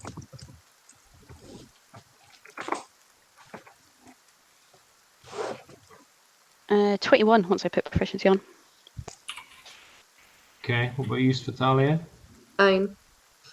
So, Jasail, you can impart the knowledge to Godfrey and Svetalia and whoever else is listening that, from what you've heard, each individual person hears a whisper from the Lord of Whispers himself. so there'll be no harm in taking the gags off them. Yeah. And I'll pull his off. The one of the guys talking. Okay, so as you pull the gag from the old man, you hear him go, "Where the fuck were you 20 minutes ago? You could have saved our fucking lives, you worthless piece of shit. You think you're better than us because you do not hear the whisper. You do not know what it took for us. We tried to hold out, but the pain was too much." You can see all of their faces are horribly burned, like the skin is crackled and blistered. They've been... Looks like they've been suffering some torture for quite a while now. And like, he spits on the floor. And you're like, "You think you're so much better than us because you get to hold out. You just haven't felt enough pain yet. You piece of shit. Where the fuck were you 20 minutes ago? I bet you just sat there and watched us get tortured. You piece of shit. All of you are shits." Put the gag back on. I'm not putting the gag back on. If you want to, you can. You took it off. Yeah, You're right up in his face. Aren't you? You're looking at him. me. Yeah. So, as he's going, you're a piece of shit. You could have rescued my family. Now we're all here under his influence. And then there's a moment where, like, his eye twitches and he's just like, this is shit. And then he looks at you. And his face curls into a contemptuous grin. And his eyes flash for a second. And you hear, did you desire to free these wretches? It is not too late, Godfrey. I put the gag You back on. whisper it to his ears. And as you put the gag back on, you hear all the sound is muffled from his voice. As you look at all three of them, they're all mouthing in unison the same words. And you can make that out through the gag. They're all mouthing, what is it that you desire? And then their eyes flash orange, and they just go back to like wriggling and like squirming against it. He tried to do the same thing to me on the road to the swamp. Well, there's not much we can do unless they want a final piece. We could cut them free and just leave them. Well, I'm like saying that to see if that is what they actually want. Like they'd rather be dead than under the influence, or whether they just want to be let go. They're just scowling at you in hatred at the minute. You can't hear what they're saying because they've got the gags back on. They just shake their heads at you and like sneer. You can see them like wrestling against their bindings. Why don't we just cut their feet bindings and let them go on? I suggest we just leave them in the middle of the junction. Someone will find them tomorrow morning. We'll be gone by then. You think And it'll be someone, not something? And if a stray guy finds them in the meantime? I suppose you're right. I'm just going to cut the bindings on their feet. Okay, so as you do that, you see all releases their hands, and the old man's sort of struggling, trying to get his hands underneath his legs and move around. The young girl, you assume to be his daughter, manages to get like her hands under her ass and free, and she like lifts her hands up to try and rip the gag free from her mouth, like trying to untie it, like pull it down. I thought they were bound at the hands and feet. They're like They are. hog-tied. Yeah, hog-tied. Hog-tied. Yeah, you've cut their feet though, haven't you? So their hands are now. So they're behind her, and she's moved them under her arse, and she's wiggling them out behind her legs because she's quite flexible. And now she's got them like up around her mouth, trying to pull the gag off. They're all sort of standing in front of you, and just like being like really aggressive with their body language. And the old man's like bumping into you, and just like. Oh, to be lawful evil right now. Mhm. I'm gonna give the old man a little, like a shove. Actually, I can I cast calm emotions on all three of them. Oh, good idea. Will that not work if they've heard a whisper? I don't know if it'll work. That doesn't work on those people who are fanatics who love it, but these guys aren't like Oh, that. touche. I don't know. Touche. That was what my take from it was. All right. So, as you, what does calm emotions look like? Calm emotions. Look like? He probably just grabs the holy symbol and there's a light glows from it, and it kind of, as it washes over them, it would affect them. So, as you grab your holy symbol and the the light bursts forth from it, you see them all like recoil, and then as it dissipates, they just sag. Like all three of them look like they've got nothing left to live for. They just see their faces drop, all the anger drops out of their faces, just replaced by anguish. And the knowledge that they've given far too much for so little. And they just sort of stand there, And then as Svitalia gives him a push, they just start to walk off. Their hands bound behind their back. They're walking off towards Varsseldorf to the west. The young girl manages to pull her gag off and throw it on the floor. You can just see her sobbing. She just throws it down on the floor behind her. Too late All again. three of them begin to move. Can This I way. pick up that gag? You can. As you do, it is like jet black fabric, and it has a shimmer to it. Mm. I shall put it in my pack. Has a shimmer to it. It Shimmer. has a shimmer to it. Torlek, Is it you 'cause saw a it's- shimmer. Covered in saliva from it being in their mouths. It was gagging them better than a piece of fabric ought to. True. Ooh. Interesting. Mm. Speaking I'll of, use my light to help people search the bodies if they wish to. that was going to be my next suggestion, Mr. Godfrey. May as well. Let the looting commence. You're the investigator boy, right? Tom? Well, it's true. I've got a +9 to investigation, so. Well, I'll give you light and give you guidance. Oh, thank you, sir. In that case, I'll just follow Godfrey around and just poke around things, Mr. DM.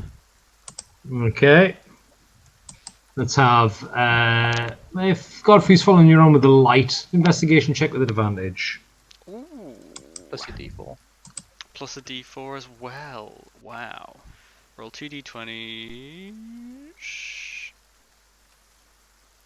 Take a 9. And then Not there yet. a D4 on top of that is 2, which makes 11, plus my modifier of 9, which Yes. is Dirty 20. Not nice. Dirty 20, yeah. Okay. So, from the Nighthawks assembled, you find 4 serviceable longbows, 2 serviceable Nighthawk light crossbows, 40 arrows, 30 bolts, Ooh. 8 Nighthawk scimitars, which are wicked sharp and dull blackened steel, so they don't shine. Across all of the bodies, you find 70 gold pieces. Wow. Wow. That is, Wow. that is a lot. Hey, we can buy your armor back now. I know, right? After you give me that 20 gold back, yeah. That was cool.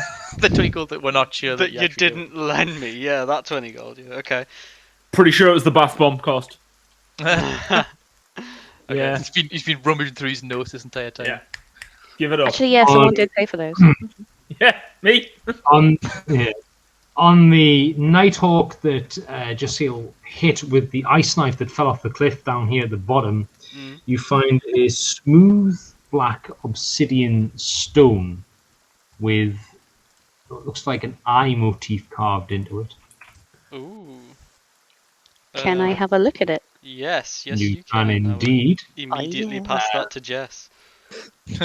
Just as it's passed into your fingers, you get the familiar tingle of something with arcane nature about it. Ooh. It's going to take a little bit of time to work out what it is, or 10 minutes to do the old identifier. And on the main Nighthawk Hunter, you find a copper chain choker around his neck. And as you release that, there's a very slight crackle of Jess! arcane around it. Jess! So I've got a couple of spell slots left. I can just cast Identify for both these things if I need to. Okay. Well, it's the middle of the night now, and probably Yeah. just do them 10 minutes at a time if you want. Yeah. You guys going to spend 20 minutes here with the dead bodies? I think I was we going to say, should we move get somewhere on friendlier somewhere, first? Yeah, Hmm.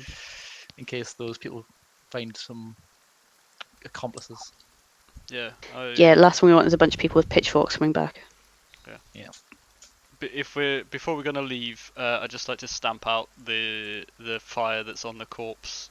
You know, the remnants of the Okay. Molotov. And The then, bath bomb is put out. As you're stamping out the fire on the corpse, there's quite a lot of squishing and crunching underneath your boot.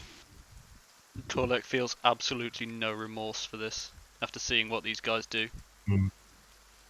What's everyone's passive perception? Rubbish. 13. Mine's usually 18, 16, but I guess Torlek. if I've got disadvantage, it's 11. As you stamp out the fire and the heat of battle has subsided, you spent some minutes searching the bodies in the distance. Oh, for God's sake. Cool. I just And literally- time to go. As I hear that, I'm just turning to the rest of the party and go, ghouls! Like, we need to leave because they're gonna come and chow down. Well, let's get Okay. So you guys can skedaddle, move further up the south road towards Braskov. How much longer would you like to travel for? You've got 3 hours before it's full dark. Just keep going until we find either can't go anymore or we'll find a better place to stop. Yeah, Yeah. 3 hours is my vote. Yeah. Okay. Whoever's got the best survival check, want to make one of those for us, see if you can find somewhere to camp.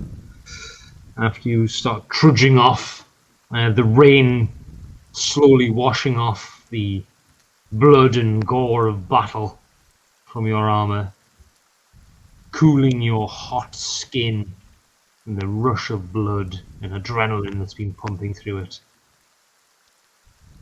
The quiet calm feels almost eerie after the frantic fray that you've just been in, arrows flying from the darkness. You find that your senses are still on high alert, and every little noise you hear to the left or right gains your attention. You're still sort of very focused. And then after about an hour's walking, you begin to calm, your heart beats, breathing return to normal. And you begin to relax. Some of you replay the fight. Torlek, you replay every move you made in your head. You feel the scimitar bite into your flesh. You wonder how you could get around that and defeat that and block that in the future. You replay the fight in your head. And it's a traumatic thing being attacked in the dark. But you've all survived. And you're taking your time to come to terms with it over the next 3 hours. Who was a survival check? I've got a +4. It's probably the highest. Really? Mine's only 3. Yeah, Mine's 3, yeah. Okay. Well, everyone said 3, so I rolled a 3. Oh no. Shit. +4 for a 7. For a 7. Okay. So after I barely travelling for can 3 find the hours, road. you are fairly certain, Godfrey, that you remember this part of the road, and you remember there's a grove not too far up from here that you stayed the night in before you climbed the mountain into the Black Oaks. And after everyone follows you for a couple of hours, you realise that it's actually 5 hours in the other direction back there. Not wanting to look the fool, you point to a small gully in which you could find shelter out of the rain. However, the ground is damp and wet, and there's a small stream that trickles by your feet. It's a squeeze to get everyone in under the lee of the gully bank, and the ground is sort of like wet, clay-like sand that gets into all of the nooks and crannies. You're going to spend a damp and cramped night there, but you believe that it's far enough off the road and out of the way enough that it won't attract any attention. Okay. Well, as way of apology, I will give everyone a prayer of healing before they sleep, just because I think some people are taking quite a bit of damage in that fight. Oh, lovely. Oof. Nice. So, Moves back onto this gonna one. do some maths. Okay, so there's Everyone gets 17 hit points back. Oof, nice one. Wow. I'm alive. And being as we're all gonna sort of squish into this little lee, and the floor's all damp, I have a blanket in my inventory, so I'm gonna like fold it over so it fits in and spread it out on the floor, so we don't have to sit on a like really damp floor. And ask Jess if she'll prestidigitate us dry. That's a good idea. Always. so I kind of run the assumption that is gonna, prestidigitation is happening most of the time in terms of keeping us dry and clean and all that sort of stuff we don't want to think. It's going to take a little while to prestidigitate you all dry, but you can get there, make the night slightly more comfortable. Yes. Yeah, you're gonna have like finger cramp from doing prestidigitation. Pretty much. Alright, so next thing then, guys. Would anyone like a Nighthawk scimitar? Or a Nighthawk longbow? Or a Nighthawk crossbow? I reckon we hawk them all. That said, I don't think people like buying those, do they? No. That's true. Yeah, people do not like them at all. He's just like, I'll hide this for you. Yeah. Yeah. We should just or not have brought them. So no one wants any of those weapons, yeah? I mean, the arrows and bolts could be useful. I was about to say, I've got one of the crossbows, so I'll take the bolts if no one else wants them. Yeah, I don't have a crossbow. So. Okay, you've got an extra 30 bolts. I was going to say I do, but I've got 16 left, so I don't need them, so enjoy. You can probably split them between the two of you. I was about to say we'll split them because I already had 15 anyway. Alright, 20 So, each then. yeah. 15 each rather. So. Yeah. Are we giving Leo 20 gold out of the pot first? That's the next thing is I found 70 gold, so how do you mean you found 50 gold and I get my money back? Yeah. So that's 10 each. It's 10 each if we give him 20, or 14 each if we don't. Let's do that. Let's give Leo his gold. Okay. Yeah. He already has too much gold from performing. Silly. Hey man, when you start, it's one of the few things I can do. So. And then everyone else gets 10. That things in the back really well with your rapier. Doing that a lot. Yeah. The back is good. Yeah. Right. You also picked up 3 items with a hint of the arcane about them. We're going to be taking the time to look at those. I thought it was just the stone and the choker. Yeah. So Talia's got one in her pocket. I've got a gag. Of course, yeah, I forgot you picked that up. Magic gag. I'm happy to look at the other 2 bits. It's up to Svitalia if she wants me to look at the gag as well. Actually, I guess I got one because I took it off the gag. Oh no, I put it back on him. He started being a bit rude and you put it back on. Well, no, I let him be rude. It was when the fucking Lord of Whispers turned up. I was like, no, I don't want to hear from you. Yeah, when the Lord of Whispers started talking through him. I'll just say, I don't think this is a mundane gag. So yes, as Vitalia hands you this like jet black, shimmering sort of silk gag, you do get the familiar arcane tingle in the fingers. So assume that you're going to do an identify over the course of the next sort of rest. And I'll let you know what you've got. So the gag is a gag of silence. When tied around a creature's face, it omits all sound. So it's essentially like the silence spell is working across that creature. It can't make any sound from its mouth. Pretty cool. Lovely. Gag of silence. Cool. I'll tell Svitalia that and hand her it back. Thank you. Obsidian stone Put is it one on Leo when he's getting too excited. Is an item you've heard of but never seen before. Ooh. Stone of cat eyes, which allows the bearer, once attuned, Night vision of 40 feet. That's pretty cool. That is glorious. Could I put it in instead of my other eye? Can we split it in half? It gets 20 feet As each. you look at it, it's slightly bigger than your eye socket. Oh. And probably someone Oh. with 2 eyes should have it. Possibly not. I It reckon would you can fit- hollow that out. It's quite nice in the empty socket with the eye patch over the top of it. It would probably sit quite nice like that. Good way to carry it around. Yeah, night vision of 40 feet. I think maybe we should put that on the ranged damage dealing mage, don't you guys? Yeah. I mean, I already got a cool thing today, so if someone else wants it. No, you've got a ranged attack. That's probably a good thing. We don't do ranged things, do we? I mean, yeah, not really. I mean, The I cast copper light a chain. lot, so you know. I'll look Dark after it till vision. Owen gets back. How does that sound? Until I get a really long I think rapier. Owen's the Yeah. only one who could see in the dark. Oh yeah, shit. Cool. So yeah, Giselle will just put the stone in the bag with all her other magic Okay. pebbles. Mix it up with the other stones. Well, I'll know which one it is. It's got eyes on it, The- mate. She knows her stones, man. It is, and it's obsidian as well. The It's smooth. night vision of 40 feet. That's And the copper choker is a chain of command.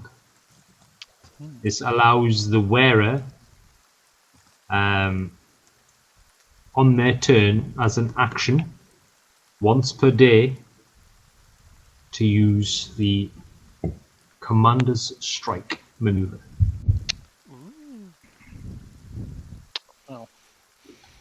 What does it allow? Sorry.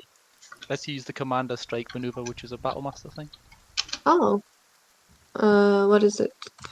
Is that where you can change? Oh, it might be better off for someone else actually, because then they could Yeah, give you an attack. So You it's make when one of you, one on of your friends. turn, instead of taking the attack action, you can forego the attack, one of your attack actions, and tell somebody else to To make attack, an yeah. action. It's got it's got to be you give up one of your attacks, and you're the only one who's going to get 2 attacks, so it probably makes sense for you. You to Yeah, have it. it makes sense. So you Yeah. give up You, one of your attacks and tell somebody else to make an attack. Yeah, if we think it'll be useful, yep, I'll take it. you have to you have to give up an attack Amazing. and use your bonus action to make someone else attack. So you need more than one attack and a non-expended bonus action as well. Yeah. Yeah. Okay, yep. But you get to add a d6. Unless it's Vitalia, and then it's your superiority die. Everybody else, it would be a d6. Well, It's Vitalia. I think yours is a d8, I think, isn't it? Yeah, it is. Yeah. Oh, Oh, that works out perfectly then. It's got Spitalia wonderful. written all over it, hasn't it? But she basically gets like a free die for that one, doesn't she? Doesn't use one of her normal ones. mm, Yeah, Yeah. that's good. That's good. it's built into it. Okay, cool. Yeah, awesome. Wonderful. And I like it, sugar. So as you bed down for the night in the lee of the cramped, damp gully, Giselle has dried your clothes and equipment as best she can. You huddle together for warmth in the chill 3-degree air and close your eyes and wait for morning. I would have eaten for the last 6 days. I'm not going to starve by skipping breakfast. Yeah, Glenn. Get it right. Guess that's me as the DM told, isn't it? It is a little bit, yeah. Really, everything's a gift from Vesca now. Like 10 sessions down the line, pull some loot off a dead something or other. This is a Oh, gift. thanks, Vesca. I love how you think we're gonna survive 10 sessions. Ever the optimist.